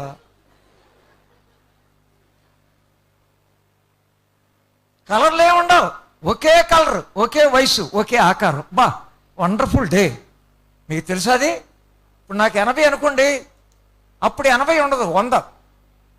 ఆ పాపకి 20 అనుకోండి, ఇప్పుడు రక్షణ పొంది బాప్తీసం పొందితే ఈ పిల్ల ఇది కూడా 100 సంవత్సరాల వయసు. అది ఆ పిల్లకి. గుర్తుపెట్టుకుంటారా? అందరము ఒకే వయసు, ఒకే ఆకారం, ఒకే పోలిక, ఒకే కలర్. స్తోత్రం చెప్పండి. ఏం రాజ్యం అండి అది, ఏం రాజ్యం అండి అది. బాబా, ఒకే పోలిక, ఒకే ఆకారం, ఒకే వయసు. అవును. ఫిలిప్పీ పత్రిక 3వ అధ్యాయం 21వ వాక్యం. ఫిలిప్పీ పత్రిక 3:21 ఏమన్నాడు? సమస్తమును తనకు లోపర్చుకున్న జాలని శక్తిని బట్టి ఆయన మన దీన శరీరమును తన మహిమగల శరీరమునకు సమరూపము గల దానిగా మార్చును. ఇవాళ మనది సమరూపం కాదు. ఎంత ప్రార్థన చేయండి, ఎంత ఉపవాసం ఉండండి, ఎంత మోకాళ్ళమే గడపండి, మనది ఆయనతో సమరూపం కాదు. ఇప్పుడు మన రూపం మనదే. కానీ రేపు రాబోయే దినాల్లో, క్షణంలో, రెప్పపాటులో మనమందరం ఆయన మహిమగల స్వరూపం, మనకు సమరూపము గల దానిగా మార్చబడతాము. స్తోత్రం చెప్పండి. ఎస్. మహిమ శరీరముతో మహిమ మేఘం మీద మధ్యాకాశంలోకి యేసుప్రభు ఎదుటి మనం నిలబడినప్పుడు ఆ మహిమా స్వరూపుడైన యేసు, అవునండి, ఒకప్పుడు దేవలోకంలో దేవుడిగా ఉన్నప్పుడు, పరలోకంలో ప్రభువుగా ఉన్నప్పుడు ఆయన నీతి స్వరూపుడు. మరియమ్మ గారి కడుపులోకి వచ్చేటప్పటికి ప్రేమ స్వరూపి. శిలువలో వేలాడేటప్పుడు ఆయన దాసుని స్వరూపం. ఒరిజినల్గా దేవలోకంలో దేవుడిగా ఉన్నప్పుడు, పరలోకంలో ప్రభువుగా ఉన్నప్పుడు నీతి స్వరూపుడు. మరియమ్మ గారి కడుపులో ప్రేమ స్వరూపి. శిలువలో వేలాడినప్పుడు దాసుని స్వరూపం. ఇవాళ మన మధ్యలో ఆత్మస్వరూపి. రేపు రాబోయేది మహిమా స్వరూపి. ఆయన కోపం వస్తే అగ్ని స్వరూపి. ఆది యందు వాక్య స్వరూపి. స్తోత్రం చెప్పండి. ఇప్పుడు యేసయ్యను మనం ఎందుకు మహింపరచాలో పాయింట్స్ కోసం చెప్తున్నాను. ఎలా మహింపరచాలో ఇప్పుడు చూద్దాం. మనం ఎందుకు మహింపరచాలో చెప్పాను. అవునండి, ఆయన మహిమగల సింహాసనాన్ని వదులుకొని, తన రాజ్యాన్ని వదులుకొని, పట్టణాన్ని వదులుకొని, సింహాసనాన్ని వదులుకొని, వైభవాన్ని వదులుకొని, దేవదూతల చేత నిత్యమో పొగడబడే స్థలాన్ని వదులుకొని, నరులమైన మన కొరకు నరావతారిగా, మనుషులమైన మన కొరకై మనుషుని పోలికలో పుట్టి, పాపదాస్యానికి లోబడిన మన కొరకై దాసుని స్వరూపాన్ని ధరించి, మరణ భయంలో మగ్గిపోయి మన కొరకు ఆయన మరణం వరకు వెళ్ళి తిరిగి లేచి 40 దినాలు ఇక్కడ ఉండి 11 సార్లు కనబడి ఆయన వెళ్తా చెప్పారు, నేను వెళ్తున్నాను, మీకు స్థలం రెడీ చేసి మళ్ళీ వస్తాను, మీకు రాజ్యం రెడీ చేసి మళ్ళీ వస్తాను, మీ పట్టణం రెడీ చేసి మళ్ళీ వస్తాను. నేను వచ్చే లోపల, మీరు చచ్చే లోపల, నా రాకడ మీ పోకడ జరగమునిపే నా యందు విశ్వాసం ఉంచి మారు మనసు పొంది, రక్షణ పొంది, ఆత్మను పొంది, బాప్తిసం పొంది, సంఘములో చేరి, సహవాసంలో కూడి, బోధలో పెరిగి ఆరాధన చేస్తున్న మహిమపరచండి అన్నాడు. స్తోత్రం చెప్పండి. కనుక ఇప్పుడు యేసు ప్రభువును మహింపరచడానికి ఎవరు సరిపోతారు, ఎవరు మహింపరచాలి? 1 2 3 4 పాయింట్లు చెప్పుకొని ప్రస్తుతానికి మరి ముద్దుతో ముగించేద్దామా? హద్దా సరే, మా మనవరాలు హద్దు అంటుందండి, అంటే 45 నిమిషాలు చెప్పమంటుంది. చూద్దామండి ఎలా మహింపరచాలో చూద్దాం. లూకా సువార్త 2వ అధ్యాయం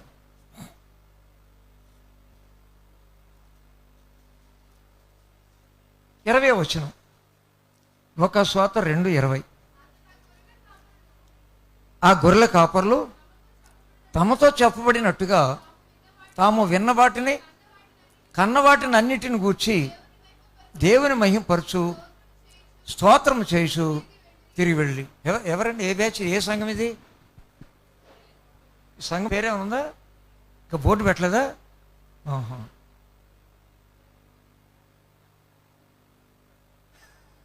యేసు పుట్టాడు. పుట్టిన కబురు పాపం మొట్టమొదటి ఎవరికి అందిందండి? గొల్ల కాదు, గొల్ల అంటే పళ్ళు రాలకొడతారు వాళ్ళు, గొర్రెలు కాపర్లు. ఇప్పుడు ఇంగ్లాండ్లో దొరలందరికీ గొర్రెలు ఉంటాయండి, ఒక్కొక్కరికి 500 గొర్రెలు. వాళ్ళని గొల్లలు అనండి, పళ్ళరాలు కూడా వెళ్ళిన కొడతారు, తెల్ల దొరలాడు, గొర్రెల కాపర్లు. వీళ్ళు కబురు అందింది. కబురు అంతే వీళ్ళు ఏం చేశారు చూడండి, ఇప్పుడు అది చదివాం. అంతటా గొర్రెల కాపులు తమతో చెప్పబడినట్టుగా తాము విన్న వాటిని కన్న వాటిని అన్నిటిని గూర్చి దేవుని మహిమపరచు స్తోత్రము చేయొచ్చు.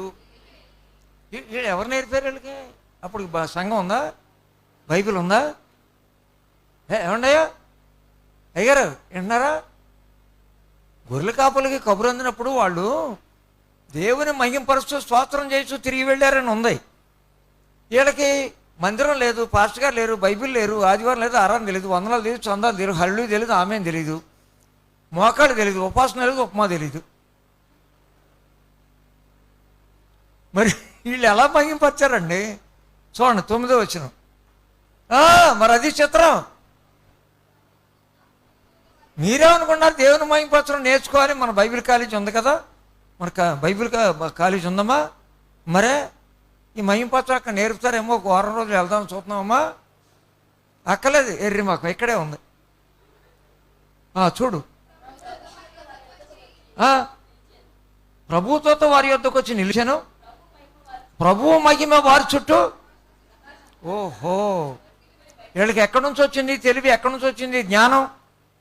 ప్రభువు మహిమ వారి చుట్టూ ప్రకాశించినందున. స్తోత్రం చెప్పండి. అవునండి, జ్ఞానం వచ్చేసింది, తెలివి వచ్చేసింది. ఎలా మహింపరచాలి, ఎలా సూచించాలి, ఎలా కనపరచాలి, ఎలాగ ఆరాధించాలి, ఎలాగ కానుకలు ఇవ్వాలో వాళ్ళకి ట్రైనింగ్ అయిపోయింది. అప్పుడే వాళ్ళు గొర్రెలన్నింటిని వదిలిపెట్టేశారు, తిన్నగా వెళ్ళారు, యేసయ్యకి దండం పెట్టుకున్నారు, స్తోత్రం చెల్లించుకున్నారు, మహింపరిచారు, స్తోత్రం చెల్లిస్తూ తిరిగి వెళ్ళిరి. తిరిగి వెళ్ళిరి ఎక్కడికి? తిరిగి వెళ్ళిరంటే ఎక్కడికమ్మా? తిరిగి వెళ్ళిరని ఉంది కదా. నువ్వు సాయంత్రం ఇంగ్లీష్ బైబిల్ పట్టరా, ఎర్రి మక్కువ. ఇంగ్లీష్ వచ్చిన ఇంగ్లీష్ బైబిల్ తేవాలి, అప్పుడు కరెక్ట్ మీనింగ్ ఉంటుంది అక్కడ. లేకపోతే మీకు బోధలు, తప్పుడు బోధలు ఎక్కువైపోయినాయి. తిరిగి వెళ్ళిరని ఉంటే ఇప్పుడు ఏం చెప్తున్నాడు బోధకుడు? ఆయనే తిరగమన్నాడు గొర్రెల కాపుల్ని. కొంపలమ్మడి తిరిగి, చంపలమ్మడి తిరిగి, సందులమ్మడి తిరిగి, సినిమా హాళ్ళమ్మడి తిరిగి తిరిగి నా దగ్గర రమ్మంటున్నాడు.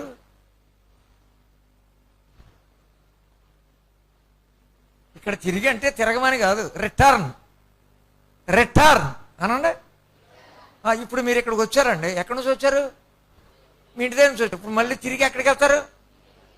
మ్యాట్నీకి వెళ్తారా? మ్యాట్నీకి వెళ్తే తిరిగి వెళ్ళినట్టు కాదు. ఎక్కడి నుంచి వచ్చారో అక్కడికి వెళ్తే అది తిరిగి వెళ్ళినట్టు. వీళ్ళు ఎక్కడి నుంచి వచ్చారు? గొర్రెల దగ్గర నుంచి వచ్చారు. యేసు దగ్గరికి గొర్రెల కాపులు ఎక్కడి నుంచి వచ్చారమ్మా? గొర్రెలనే కదండి, మందరం వదిలిపెట్టి వచ్చారు. మళ్ళీ ఇప్పుడు తిరిగి ఎక్కడికి వెళ్ళారు? మంద దగ్గరికి వెళ్ళారు. ఓహో, ఇప్పుడు మనల్ని కూడా ఏమంటాడంటే 90వ కీర్తన 3వ వచనం.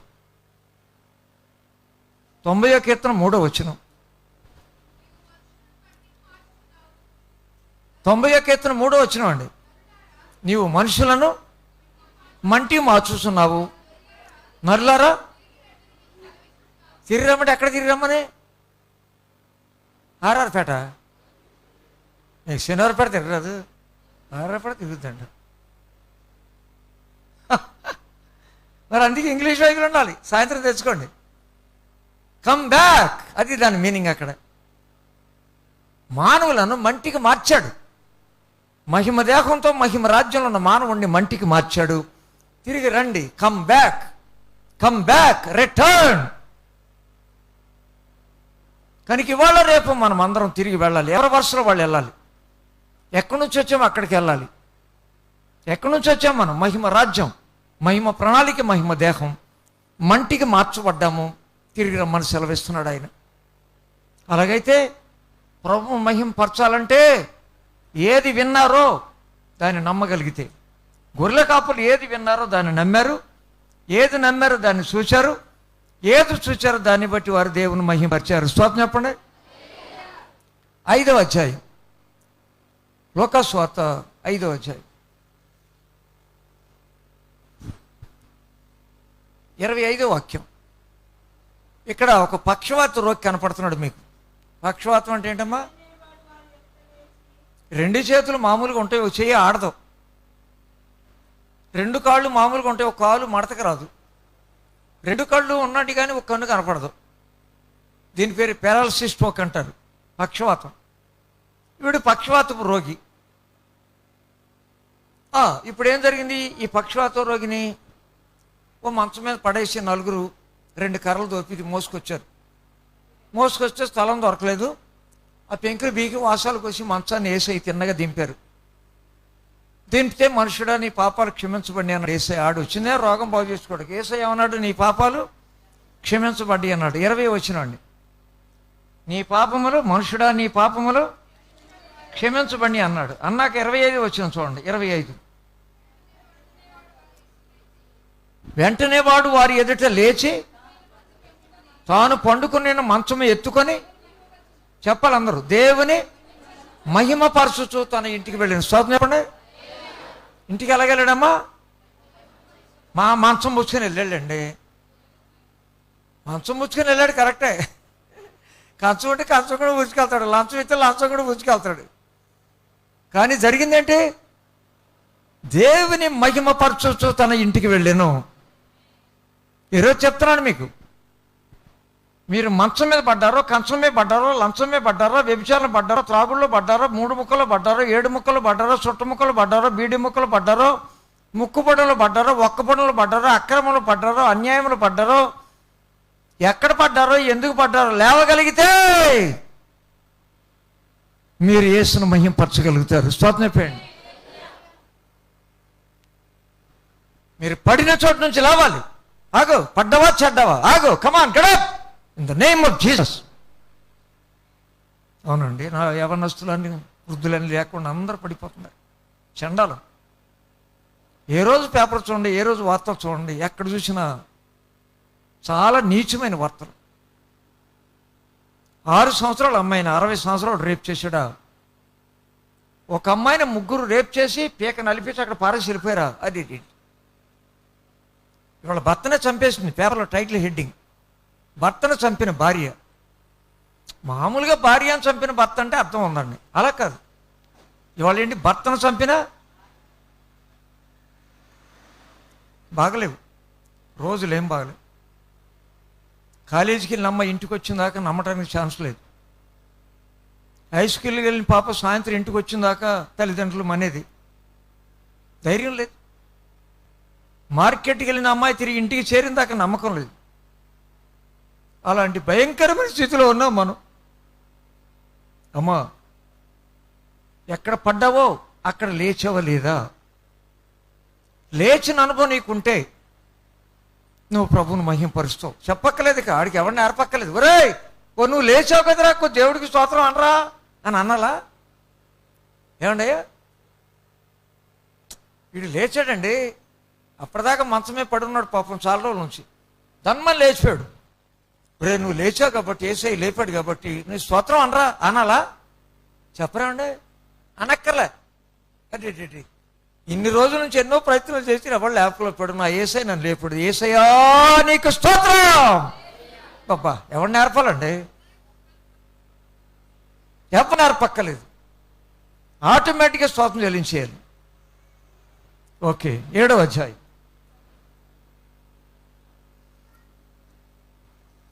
లూకాసు వార్త 7వ అధ్యాయం.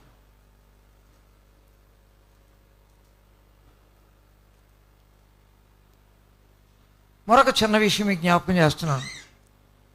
నాయిన్ అనే ఊర్లో ఒక విధవరాలు ఉంది. 11వ వాక్యం నుండి. ఆమెకు ఒక్కడే కొడుకండి. పోయిన సంవత్సరం భర్త చచ్చిపోయాడండి, ఇప్పుడే పిల్లడు చచ్చిపోయాడు, ఒక్కడే కొడుకు. పోయిన సంవత్సరం భర్త చచ్చిపోయాడు, ఇప్పుడేమో ఉన్న కుర్రోడు ఒక్కడే చచ్చిపోయాడమ్మా. ఎలా ఏడుస్తుంది? ఏడండి మీరు చూద్దాం. ఏడతాం రాదా? ఎలాగా? దేవుడా దేవుడా నాకొక్కడైతే ఆడనే తీసుకోవాలా దేవుడా. పోయిన సంవత్సరం నీడ పోయిందంటే ఇప్పుడు తోడు పోయింది దేవుడా. పోయిన సంవత్సరం ఏం పోయిందమ్మా? నీడ. ఇప్పుడు ఏం పోయిందమ్మా? తోడు. దేవుడా, ఇంకెవరు కనపడలేదా దేవుడా? మా పక్కింటి వాళ్ళకి 2 పిల్లలు ఉన్నా, అందులో ఒకరిని తీసుకోవచ్చుగా దేవుడా. మళ్ళీ పైగా వాళ్ళ ఇంటి ఊరుకుంటారండి. ఏడుపులో ఏడుపులో రిపోర్ట్ చేస్తుందండి. నాకు ఒక్కడైతే ఆడనే తీసుకోవాలా, ఈ పక్కింటి ముగ్గురు మధ్యలో తీసుకోవచ్చు కానీ ఆయన దేవుడా దేవుడో క్వాలిటీ వేస్తున్నాడు. మీరు ఎలాంటి ఏడుపులు వినరుగా? వందనాలమ్మా. మరి మాకు ఇదే పని. మా పని ఏంటండి, రికార్డ్ చేస్తున్నానండి ఇలాంటివన్నీ. సత్యసాయిబాబాని చూడటానికి వెళ్ళినప్పుడు రికార్డ్ చేశాను, అరగంట. ఇంటే మతిపోద్ది మీకు. ఆయనకి నాకు సంభాషణ సత్యసాయిబాబా బతికుండగా. మామూలు పిచ్చాడు కాదని చెప్పానుగా. అప్పనపల్లి వెళ్ళాను, తిప్పలపాటి. వెంకన్నబాబు వెలిశాడంటేను తిప్పలపాటి వెళ్ళి చెప్పులు పోగొట్టుకుని వచ్చాను. అప్పనపల్లి అమ్మా, అప్పనపల్లిలో మన వెంకన్నబాబు అక్కడ వెలిశాడు బాలాజీగా. వెళ్ళానండి, జాగ్రత్తగానండి. ఇక్కడ జరిగింది ఏంటంటే, పాపం పాడి కట్టారండి. పాడి కట్టి మోసుకెళ్తున్నారు. ఈ లోపల ఏసై ఎదురుగా వచ్చాడు. ఏసై ఎదురుగా వచ్చి చూడండి ఏం జరిగింది చూద్దాం. 7 అధ్యాయంలోకి రండి. 13వ వాక్యం 12 చదువు. ఆయన ఊరి గవని వద్దకు వచ్చినప్పుడు చనిపోయిన ఒకడు వెలపలికి మోసుకొని పోబడుచు. అతని తల్లికి అతడు ఒక్కడే, ఆమె విధవరాలు. ఆ ఊరి జనులు అనేకులు ఆమెతో కూడా ఉన్నారు. ప్రభు ఆమెను చూచి ఆమె ఎందుకు కనికరపడి ఏడవద్దని ఆమెతో చెప్పి దగ్గరకు వచ్చి పాడిన ముట్టగా మోయిచున్నవారు. ఆయన పాడిన ముట్టుకున్నాడు, శవాన్ని ముట్టలేదు. పాడిన ముట్టుకుంటే మోసేవాళ్ళు ఆగారు. ఇప్పుడు ఆగితే ఏసై ఏమన్నాడు చూడండి. చిన్నవాడ లెమ్మని నీతో చెప్పుచున్న అన్నగా చనిపోయిన వాడు లేచి కూర్చుండి ఆయన అతనిని అతని తల్లికి. ఇప్పుడు జాగ్రత్త స్టడీ చేయండి. అందరూ భయాక్రాంతులై మనలో గొప్ప ప్రవక్త బయలుదేరి ఉన్నాడనియు దేవుడు తన ప్రజలకు దర్శనం అనుగ్రహించున్నాడనియు చెప్పాలందరూ. దేవుని ఎవరు మహింపరిచింది? కుర్రోడు కాదు, కుర్రోడు కాదు, వాళ్ళ అమ్మ కాదు. చూచినోళ్ళు. ఈ కుర్రోడు బతకడం చూచినోళ్ళు అండి. ప్రజలందరూ భయపడిపోయి వరే దేవుడు తన ప్రవక్తలకు దర్శనం అనుగ్రహించాడురా. ఇదేం సంగతిరా, ఎంత గొప్ప సంగతిరా. ఇటు చచ్చిపోయాడు కదా, నీళ్లు పోసాం కదరా, ఇందాక కడిగాం కదరా, సబ్బెట్టంగా కుంకుడికాయ కూడా రుద్దా కదా నువ్వు. కుంకుడికాయలు నానబెట్టిందండి. ఇప్పుడు కుంకుడికాయలు నానబడుతున్నారా? ఏమ్మా మామ, నువ్వు నానబడుతున్నావు కుంకుడికాయలు? మా పెద్దమ్మ, తల స్నానానికి కుంకుడికాయలు నానబడుతున్నావా? షాంపూనా? కుంకుడికాయలు ఎవరు నానబడుతున్నారు ఇప్పుడు? ఆ పొట్టలో ఎవడో చింపేయడం, లపలప లపలప లపలప పోసాడు, లేపలపలు ఆడిచ్చాడు.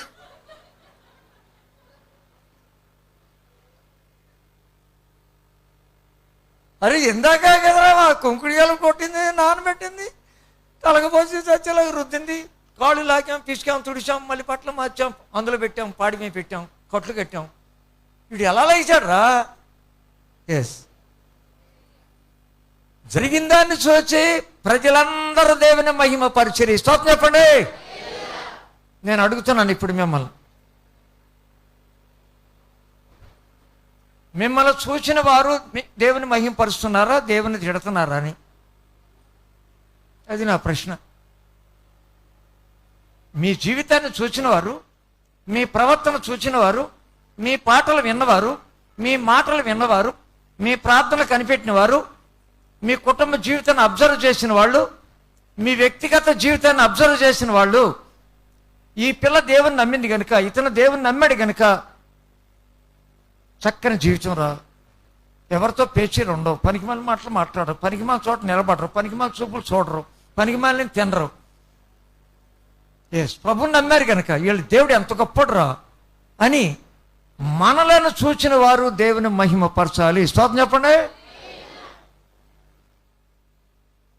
చెప్పండి, యేసయ్య చెప్పండి. యేసయ్యా, నన్ను చూచిన వారు, నా జీవితాన్ని చూచిన వారు, నా ప్రవర్తన చూచిన వారు, నా ప్రార్థన చూచిన వారు, నా పాట విన్నవారు, నా మాట విన్నవారు, నా సంఘాన్ని చూచిన వారు, నా సంసారం చూచిన వారు, నా కుటుంబాన్ని చూచిన వారు నిన్ను మహింపరచాలి.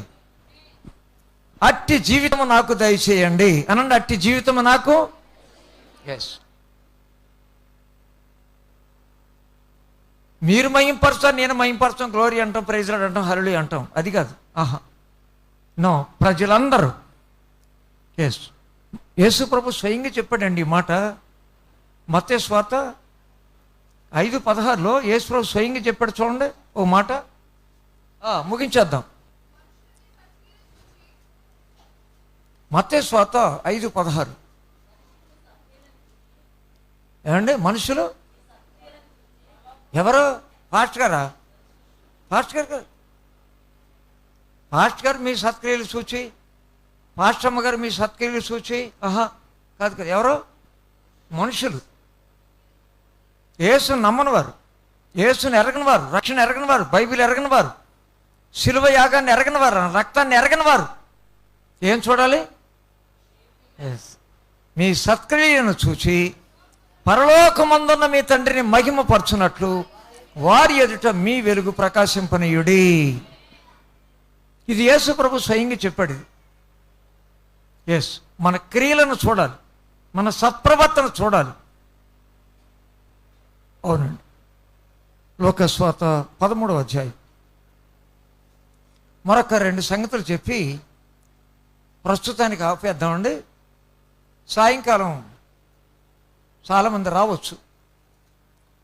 సాయంకాలం మరికొన్ని సంగతులు మనం ఆలోచన చేద్దాం. లోకస్వార్త 13వ అధ్యాయంలో మీకు ఒక అక్కగారు కనపడుతుంది. 10వ వచనం. మరింతసేపు అబ్బాయిల గురించి చెప్పారు, మా గొడవ చెప్పట్లేదని. మీ గొడవ చూడు ఇప్పుడు. అక్క విశ్రాంతి దినమున సమాజ మందిరంలో బోధించున్నప్పుడు 18 ఏండ్ల నుండి బలహీనపరచు దెయ్యం పట్టిన ఒక స్త్రీ అచ్చట ఉండెను.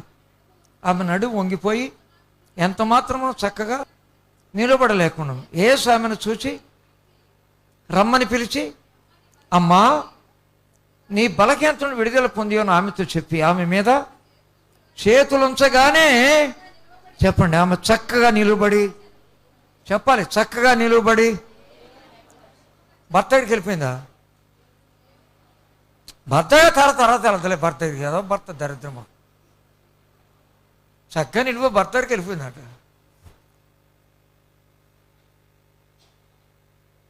ఎలా ఉందండి ఆవిడ గొడవ? ఇది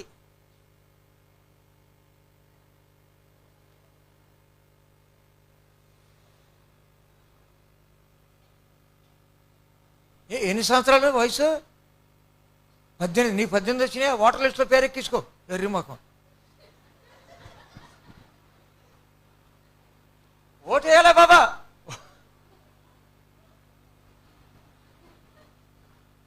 అన్ని రోజులు కూడా మనకేం కావాలి చెప్పరేమండి? అన్ని కాలంలో మనకేం కావాలమ్మా? మరింకే ఇప్పుడు ఈ అమ్మాయికి ఓటర్ లిస్టులో పేరు ఎక్కించాలి. ఈ లోకస్వార్త 13వ అధ్యాయంలో ఈ పిల్ల పేరు ఎక్కడెక్కాలమ్మా? 18 అండి. మరి 18 అయితే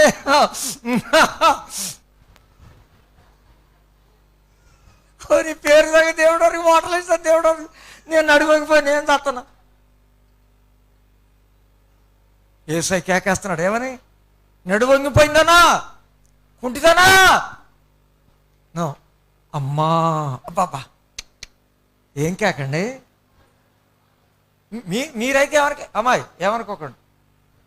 నడువు వంగిపోయిన అమ్మ అక్కడ వచ్చిందండి, పాపం మెట్లు ఎక్కలేకపోతుంది, అక్కడ ఉందండి.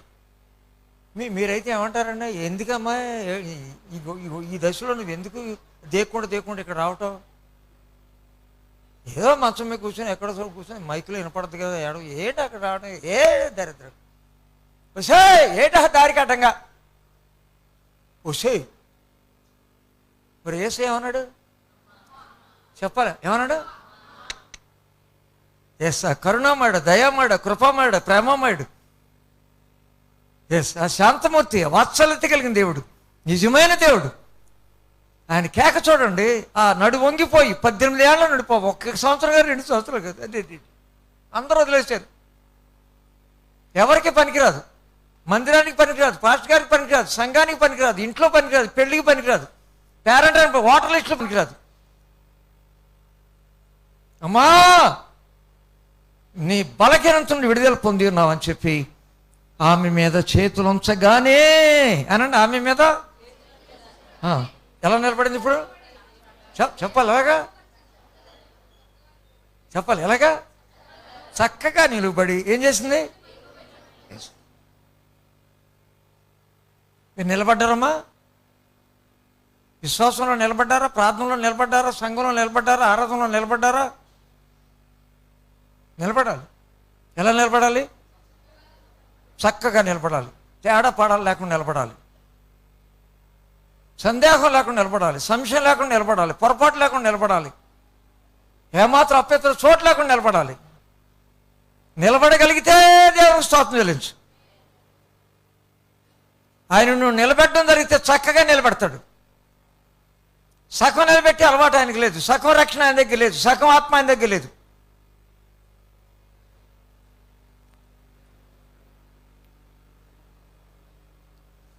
లోకాసువార్త 18వ అధ్యాయం చెప్పండి. యేసయ్యతో చెప్పండి, యేసయ్యా నేను లొంగిపోయాను, వంగిపోయాను, కృంగిపోయాను, భంగపడిపోయాను, భ్రష్టాలను అయిపోయాను. నన్ను లేపండి యేసు, నన్ను చక్కగా నిలబెట్టండి అయ్యా.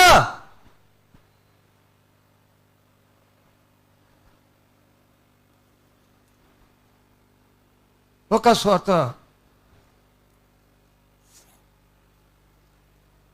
18వ అధ్యాయానికి రండి. 35వ వాక్యంలో ఒక గుడ్డివాడు కనపడుతున్నాడు. వాడు దారి పక్కన కూర్చున్నాడు, త్రోవ ప్రక్కన కూర్చున్నాడు. 35 వచ్చినడా? ఎరుకో పట్టణానికి వచ్చినప్పుడు ఒక గుడ్డివాడు త్రోవ ప్రక్కన కూర్చుండి జనసమూహం దారిపోతున్నట్టు వాడు వింటున్నాడు. కంటలేదు, చూడలేదుగా, వినపడుతుంది. వినపడగానే ఎమ్మానాయుడు గారు నమస్కారం బాబా, దానియాలు గారు నమస్కారం బాబా, నతనాయుడు గారు దానియాలు బాబా, ఎమ్మానాయుడు గారు నతనాయుడు బాబా, మిఖాయిల్ గారు నమస్కారం బాబా, మరియమ్మ గారు, సుందరమ్మ గారు, సువార్తమ్మ గారు నమస్కారం అమ్మ. పాప హరిషేస్తున్నాడు. హరిషేస్తుంటే పాపం వెళ్ళేటప్పుడు ఏదో ₹1 ఏమో ఏదో ఇటు వేసి వెళ్తున్నాడన్న గుడ్డ పరుచుకొని కూర్చున్నాడు. పాపం త్రోవ పక్కన ఉన్నాడు, దారిలో లేడు. చెప్పారు, ఎవరో చెప్పారు, మరి యేసు ప్రభు చాలామంది గుడ్డోళ్ళకు చూపిస్తున్నాడురా అని చెప్పారు. జనసమూహం దాటిపోతున్నప్పుడు వాడు చప్పుడు విని ఇది ఏమని అడుగ్గా వారు నజరేయుడైన యేసు ఈ మార్గమున. అప్పుడు వాడు యేసో దావీదు కుమారుడు నన్ను నార్మల్ వెళ్తా ప్రార్థన అడుగుతున్నాడు. దావీదు కుమారుడు యేసు నార్మల్, దావీదు కుమారుడు యేసు మోయిరు ముయిరు అంటే ఇంకా కొంచెం గట్టిగా చేస్తున్నాడు. ఏం జరిగింది చూడండి. అంతటి యేసు నిలిచి వానిని తన యొద్దకు తీసుకొని రమ్మని వాడు దగ్గరకు వచ్చినప్పుడు ఆయన నేను నీకేమి చేయకూర్చున్నాడు. వాడు ప్రభువా చూపు పొందగోరుచున్నాను నేను. యేసు చూపు పొందము, నీ విశ్వాసము నిన్ను. వెంటనే వాడు చెప్పండి చూపు పొంది, చెప్పండి వెంటనే వాడు, చెప్పాలి అందరూ, వెంటనే వాడు చూపు పొంది దేవుని మహింపరచు ప్రజలందరూ అది చూచి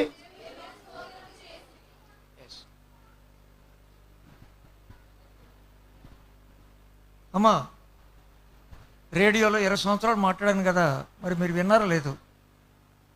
జీవజన్మ కార్యక్రమం. మరి మా అమ్మాయి మా దగ్గర పెరిగింది కాబట్టి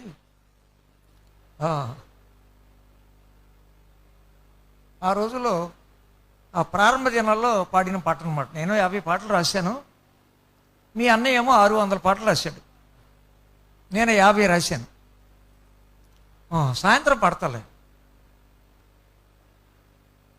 రక్షణ పొందినప్పుడు ఏం పాట రాసుకున్నాను, ఆత్మను పొందినప్పుడు ఏం పాట రాశాను, బాప్తిసం పొందినప్పుడు ఏం పాట రాశాను, పెళ్లిపేటల మీద కూర్చొని పాట రాసి పాడాను.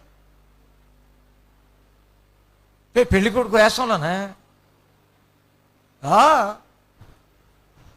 అలాగే ఏ సందర్భంలో ఏం పాట రాశానో సాయంత్రం ఇందిరిగాను. ఈ రేడియోలో ప్రారంభ దినాల్లో పడిన పాట కనలేని కనులేలనయ్యా వినలేని చెవులేలనయ్యా, నిన్ను చూడ మనసాయనయ్యా. కనలేని కళ్ళు ఉన్నాయండి, చూడలేకపోతున్నాం. చెవులు ఉన్నాయి కానీ వినలేకపోతున్నాం. పాట అంతా మీకు అందరికి బాగొచ్చు.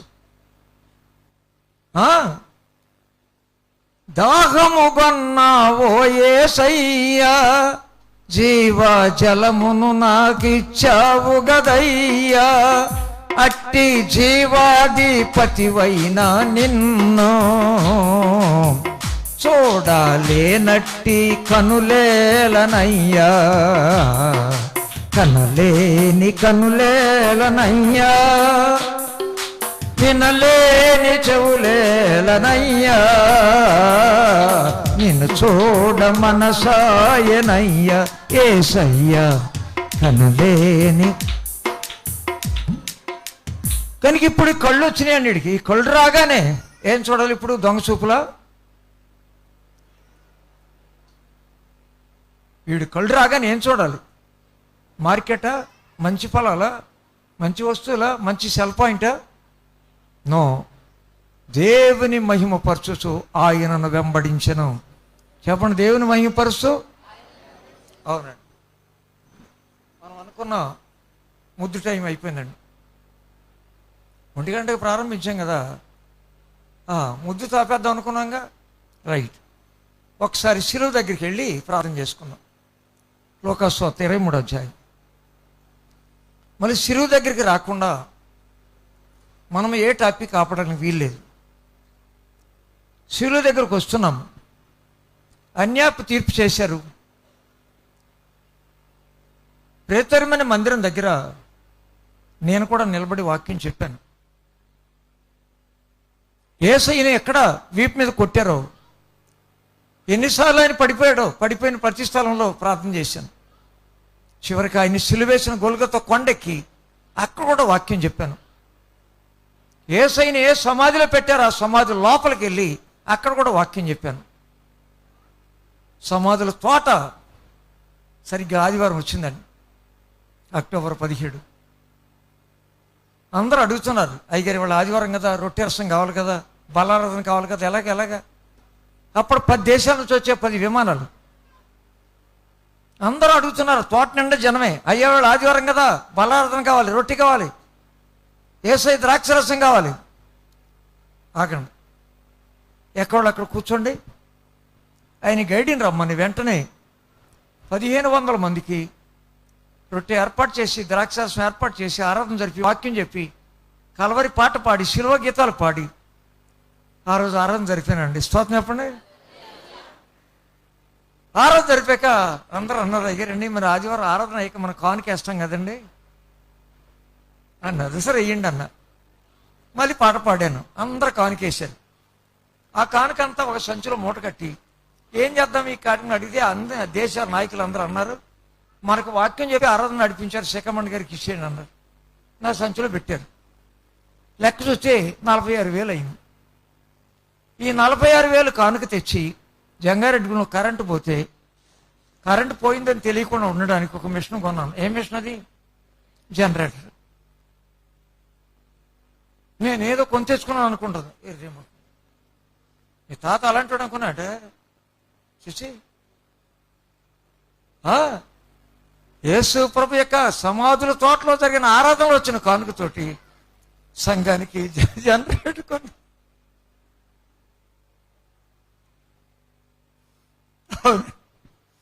యేసు ప్రభుని కొరడాలతో కొట్టి, మేకులతో బిగించి, బళ్ళెంతో పొడిచి, ముండ్లత్తిగా కిరీటంలో గల్లి, చెంపలు వాయించి, గడ్డం పెరికివేసి, రెల్లికరతో కొట్టి, మొక్క మీద ఉమ్మి వేస్తే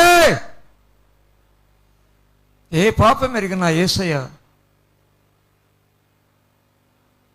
సేవకు వెళ్ళక మునుపు 40 రోజులు ప్రార్థనలు ఉన్నారు. సిలువకు వెళ్ళక మునుపు 4 గంటలు ప్రార్థనలు ఉన్నారు. సిలువలో 3 గంటలు వేలాడారు. యేసయ్య మరణ వేదం చూడలేక సూర్యుడు అదృశ్యుడైపోయాడు, చంద్రుడు మాయమైపోయాడు, తెర చిరిగిపోయింది, భూమి కంపించింది, సమాధులు తెరవబడ్డాయి. మధ్యాహ్నం మొదలుకొని 3 గంటల వరకు దేశం అంతటా చీకటి కమ్మెను. ఆ చీకట్లో యేసయ్య చెప్పిన మాట, నా దేవా నా దేవా నన్నేల. ప్రియమైన వాళ్ళరా జాగ్రత్త వినండి. ఇక్కడ జరిగిన ఒక సంఘటన కోసం ఇదంతా మీకు జ్ఞాపకం చేశాను. ఇప్పుడు 23 అధ్యాయానికి రండి. లూకా సువార్త 23 అధ్యాయం 44 నుండి చదువుదాం. ఇది ఆఖరి మాట, దీంతో ప్రార్థన చేద్దాం. సాయంత్రం చెప్పిన టైంకి రండి, చెప్పిన టైంకి రండి, చెప్పిన టైంకే ముగిస్తాను. అప్పుడు రమారమి మధ్యాహ్నం ఆయను. అది మొదలుకొని 3 గంటల వరకు దేశం అంతటి మీద చీకటి కమ్మెను. సూర్యుడు అదృశ్యుడాయను, గర్భాలపి తెర నడిమికి చిరిగెను. అప్పుడు యేసు గొప్ప శబ్దంతో కేకవేసి, తండ్రి నీ చేతికి నా ఆత్మను ఆయన ఇలాగ చెప్పి ప్రాణము పోయిన కాదు, చెప్పండి ప్రాణము. ఇప్పుడు 47 వచ్చిన అండర్లైన్ చేసుకోండి. శతాధిపతి జరిగిన చూచి ఈ మనుషుడు నిజముగా నీతిమంతుడై ఉండేనని చెప్పి,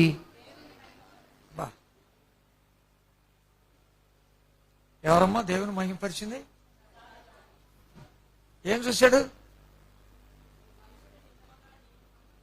సూర్యుడు ఏమైపోయాడో, చంద్రుడు ఏమైపోయాడో, తెర ఏమైపోయిందో, భూమి ఏమైపోయిందో, జరిగిన సంగతులన్నీ యేసు ప్రభు యొక్క మరణంతో ఏం జరిగిందో శతాధిపతి చూచి శిక్ష వేసినవాడు, అన్యాయపు తీర్పు చేసినవాడు, కఠిన హృదయుడు, కఠిన పాషాడు కరిగిపోయి జరిగిన సంగతులు చూచి ఈ మనుషుడు నిజముగా నీతిమంతుడని చెప్పి దేవుని మహిమ పరిచెను. స్తోత్రం చెప్పండి. శిలువలో నీ కొరకు వేలాడిన యేసు వైపు చూడగలిగితే నువ్వు శతాధిపతివైనా, దళాధిపతివైనా, పాఠశాలాధిపతివైనా, సంఘాధిపతివైనా, దేశాధిపతివైన యేసు ప్రభువుని మహిమ పరచకుండా ఉండలేవు. శిలువలో వేలాడిన యేసు వైపు చూడాలి. చూడగలిగితే నీవు శతాధిపతివి కానీ, దళాధిపతివి కానీ, పాఠశాలాధిపతి కానీ, కళాశాలాధిపతి కానీ, సంఘాధిపతి కానీ, రాష్ట్రాధిపతి కానీ, రాజ్యాధిపతి కానీ నువ్వు దేవుని మహింపరచగలుగుతావు. అట్టి కృప పరిశుద్ధాత్మ దేవుడు మనకు దయచేయను గాక. తల వంచి కళ్ళు మూసుకోండి.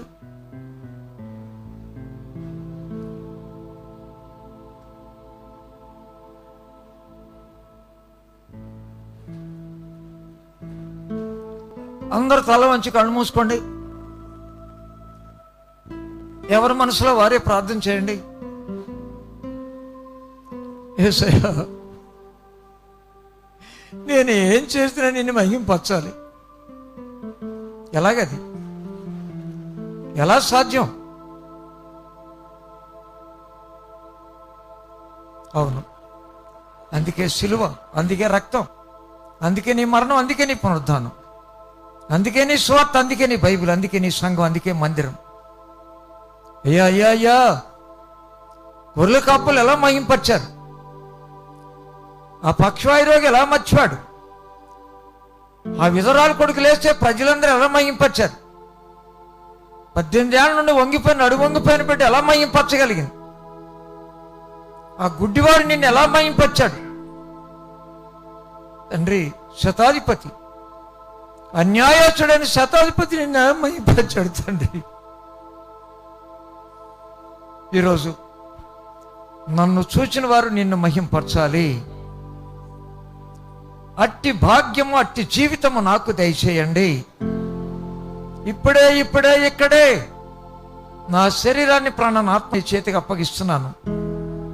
బ్రతికితే నీ మహిమ కోసం బ్రతకాలి, చస్తే నీ మహిమ రాజ్యంలో చేరాలి.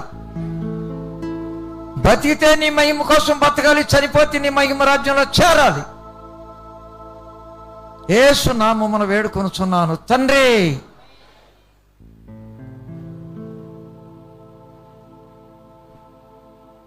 అందరికి వందనాలండి.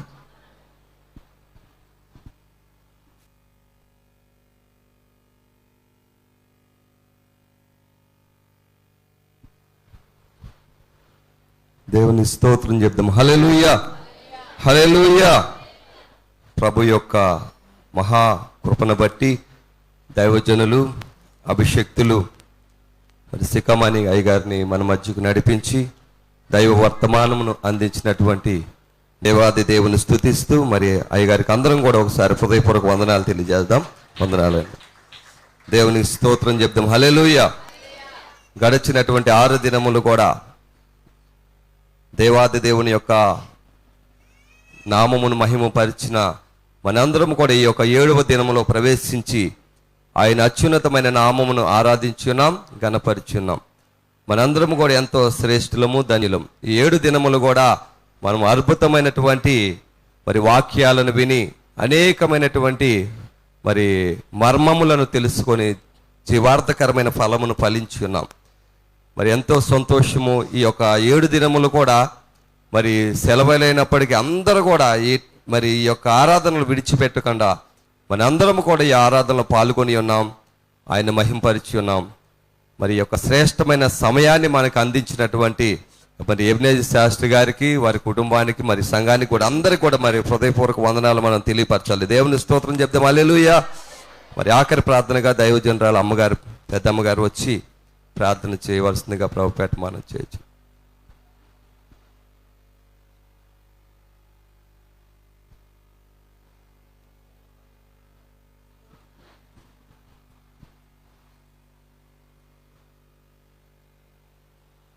స్తోత్రం నాయన, స్తోత్రం స్తోత్రం స్తోత్రం. ప్రేమగల తండ్రి, కృపగల మా యేసయ్యా నీకు స్తోత్రం నాయన. అయ్యా ఇదిగో ప్రభువా 6 దినాలు నాయన నీ సన్నిధిలో గడపడానికి తండ్రి, నీ సన్నిధిలో చేరి మీతో సహవాసం చేయడానికి ప్రభువా మీరు మాకు అనుగ్రహించిన ఈ శ్రేష్టమైన సమయం కొరకు వందనాలు తండ్రి. ఈ ఆఖరి దినమున ప్రభువా అయ్యా తండ్రి మీ దాసులు నాయన ప్రత్యేకముగా తండ్రి సికామణి గారిని మా మధ్యకి నడిపించి ప్రభువా నాయన దివ్యమైన సందేశాన్ని మీరు మాకు అనుగ్రహించిన ఆయన అయ్యా నీవు తండ్రి గొప్ప దేవుడు అని నాయన నీవు ఎలాంటి దేవుడువో ప్రభువా ఈ ఉదయకాల సమయంలో మాకు ప్రత్యక్షపరిచి తండ్రి నాయన ఆ దేవుణ్ణి మేము ఎలాగూ మహిమపరచాలో తండ్రి నీ వాక్యము ద్వారా మాతో మాట్లాడావు. దేవానికి స్తోత్రం నాయన. ఆనాడు గొర్రెల కాపర్లు ఎలాగూ నిన్ను మహిమపరిచారో నాయన, అయ్యా పక్షవాయుము గలవాడు ఎలాగూ నిన్ను మహిమపరిచారో తండ్రి నాయన నీ బిడ్డలమైన మేము తండ్రి నీ సిలువను ప్రభువా మహిమపరుస్తూ తండ్రి నీకు మహిమకరంగా జీవించే కృపను దయచేయండి. మా ప్రవర్తన ద్వారా మా జీవితాల ద్వారా తండ్రి మమ్మల్ని చూచిన వారు నాయన మాలో మిమ్మల్ని చూచి నిన్ను మహిమపరిచే కృప దయచేయండి ప్రభువా. అయ్యా తండ్రి ఇదిగో గత కాలంలో నాయన ఎంతో బలహీన స్థితిలో ఉన్నప్పటికీ నాయన స్వస్థపరిచి సజీవులుగా మా మధ్యకు నడిపించిన ఆయన అయ్యా తండ్రి నీ వాక్యమును నాయన వివరించే కృపను మీ దాసులకు అనుగ్రహించినందుకు వందనాలు ప్రభువా. నాయన ఇంకా మంచి ఆరోగ్యాన్ని అనుగ్రహించండి నాయన. మీరిచ్చిన శేష జీవితంతో ప్రభువా ఇంకా నీ సువార్తను ప్రకటించి వారి ఊపిరి ఉన్నంత కాలము నాయన నీ మాటలు అనేకులకు నాయన వివరించే కృపను మీ దాసులకు అనుగ్రహించి నడిపించండి. వారికి ఇచ్చిన సంతానాన్నంతటిని మీరు దీవించి నీ మహిమ కొరకు వాడుకుంటున్నందుకు వందనాలు ప్రభువా. ఈ మధ్యాహ్న కాల సమయంలో అయ్యా నీ సన్నిధిలో చేరిన నీ బిడ్డలమైన మమ్మల్ని అందరినీ కూడా అటు రీతిలో మహిమపరచండి. రాత్రి కాలం జరగనైన సభను మీరు ఆశీర్వాదకరంగా జరిగించండి ప్రభువా. నీ ప్రజలైన వారిని అందరినీ నడిపించండి నాయన. అయ్యా ఆఖరి ప్రార్థన నీకు మహిమకరముగా అనేక ఆత్మలకు మేలుకరంగా జరుగుటకు నీ కృప దయచేయండి. ఈ కూడికల ద్వారా అనేకులు ప్రభువా నీ ఆత్మీయ మేలు పొందుకోవడానికి సహాయం చేయండి ప్రభువా. ఈ కూడికల ద్వారా మా సంఘము ఉజ్జీవింపబడ్డానికి సహాయం చేయండి. సంఘ సరిహద్దులు విశాలపరచండి ప్రభువా. అనేక నూతన ఆత్మల స్థలములో చేరి నేను మహిమపరిచి గణపరిచే కృప దయచేయమని ప్రభువా ఈ ఆరాధన ఈ కూడికను నాయన మీరు మహిమపరుచుకున్నందుకు వందనాలు స్తుతులు చెల్లిస్తూ మా ప్రభువును మా రక్షకుడునైనా యేసయ్య నామమున ప్రార్థించి వేడుకుంటున్నాను పరమ తండ్రి, ఆమేన్. స్తోత్రం. అలాగే కళ్ళు మూసుకోండి. గొర్రెల గొప్ప కాపరైన యేసు మన ప్రభువును తన నిత్యమైన నిబంధన సంబంధముగా రక్తమును బట్టి మృతుల్లో ఉండి లేపిన సమాధానకర్తకి దేవుడు యేసుక్రీస్తు ద్వారా ప్రతి మంచి విషయములో తన చిత్త ప్రకారం చేయుటకు మనల్ని సిద్ధపరచునుగాక. మన ప్రభువైన యేసుక్రీస్తు కృపయు తండ్రి అయిన దేవుని ప్రేమయు పరిశుద్ధాత్మక అన్యోన్య సహవాసం, ఆదరణ, నడిపింపు, భద్రత, కాపుదల, స్వస్థత ఇక్కడ చేరిన మనకును సర్వలోకం ఇలాగే ప్రభు సందులో కూడుకొని పాడుకొని వేడుకొని ప్రభు రాకడ కొరకు రాజ్యం కొరకు కనిపించిన బిడ్డలందరికీ సదాకాలం తోడైయుండునుగాక. చెప్పండి గట్టిగా ఆమేన్ చెప్పండి. Thank you. వందనాలండి. దయచేసి మరి ఈరోజు ఆఖరి రోజు సాయంకాలం జరిగే మరి యొక్క ఆఖరి ఆరాధనకు మనము మన కుటుంబాలతో మరి మన ఇరుగు పొరుగు ఉన్నటువంటి కుటుంబాలతో మరి మీరు కూడా, దేవుడు చెప్పాడు ఒక ఆత్మను రక్షింపబడితే మనం కూడా ఒక ఆత్మను లేక కొన్ని ఆత్మలను రక్షించాలని.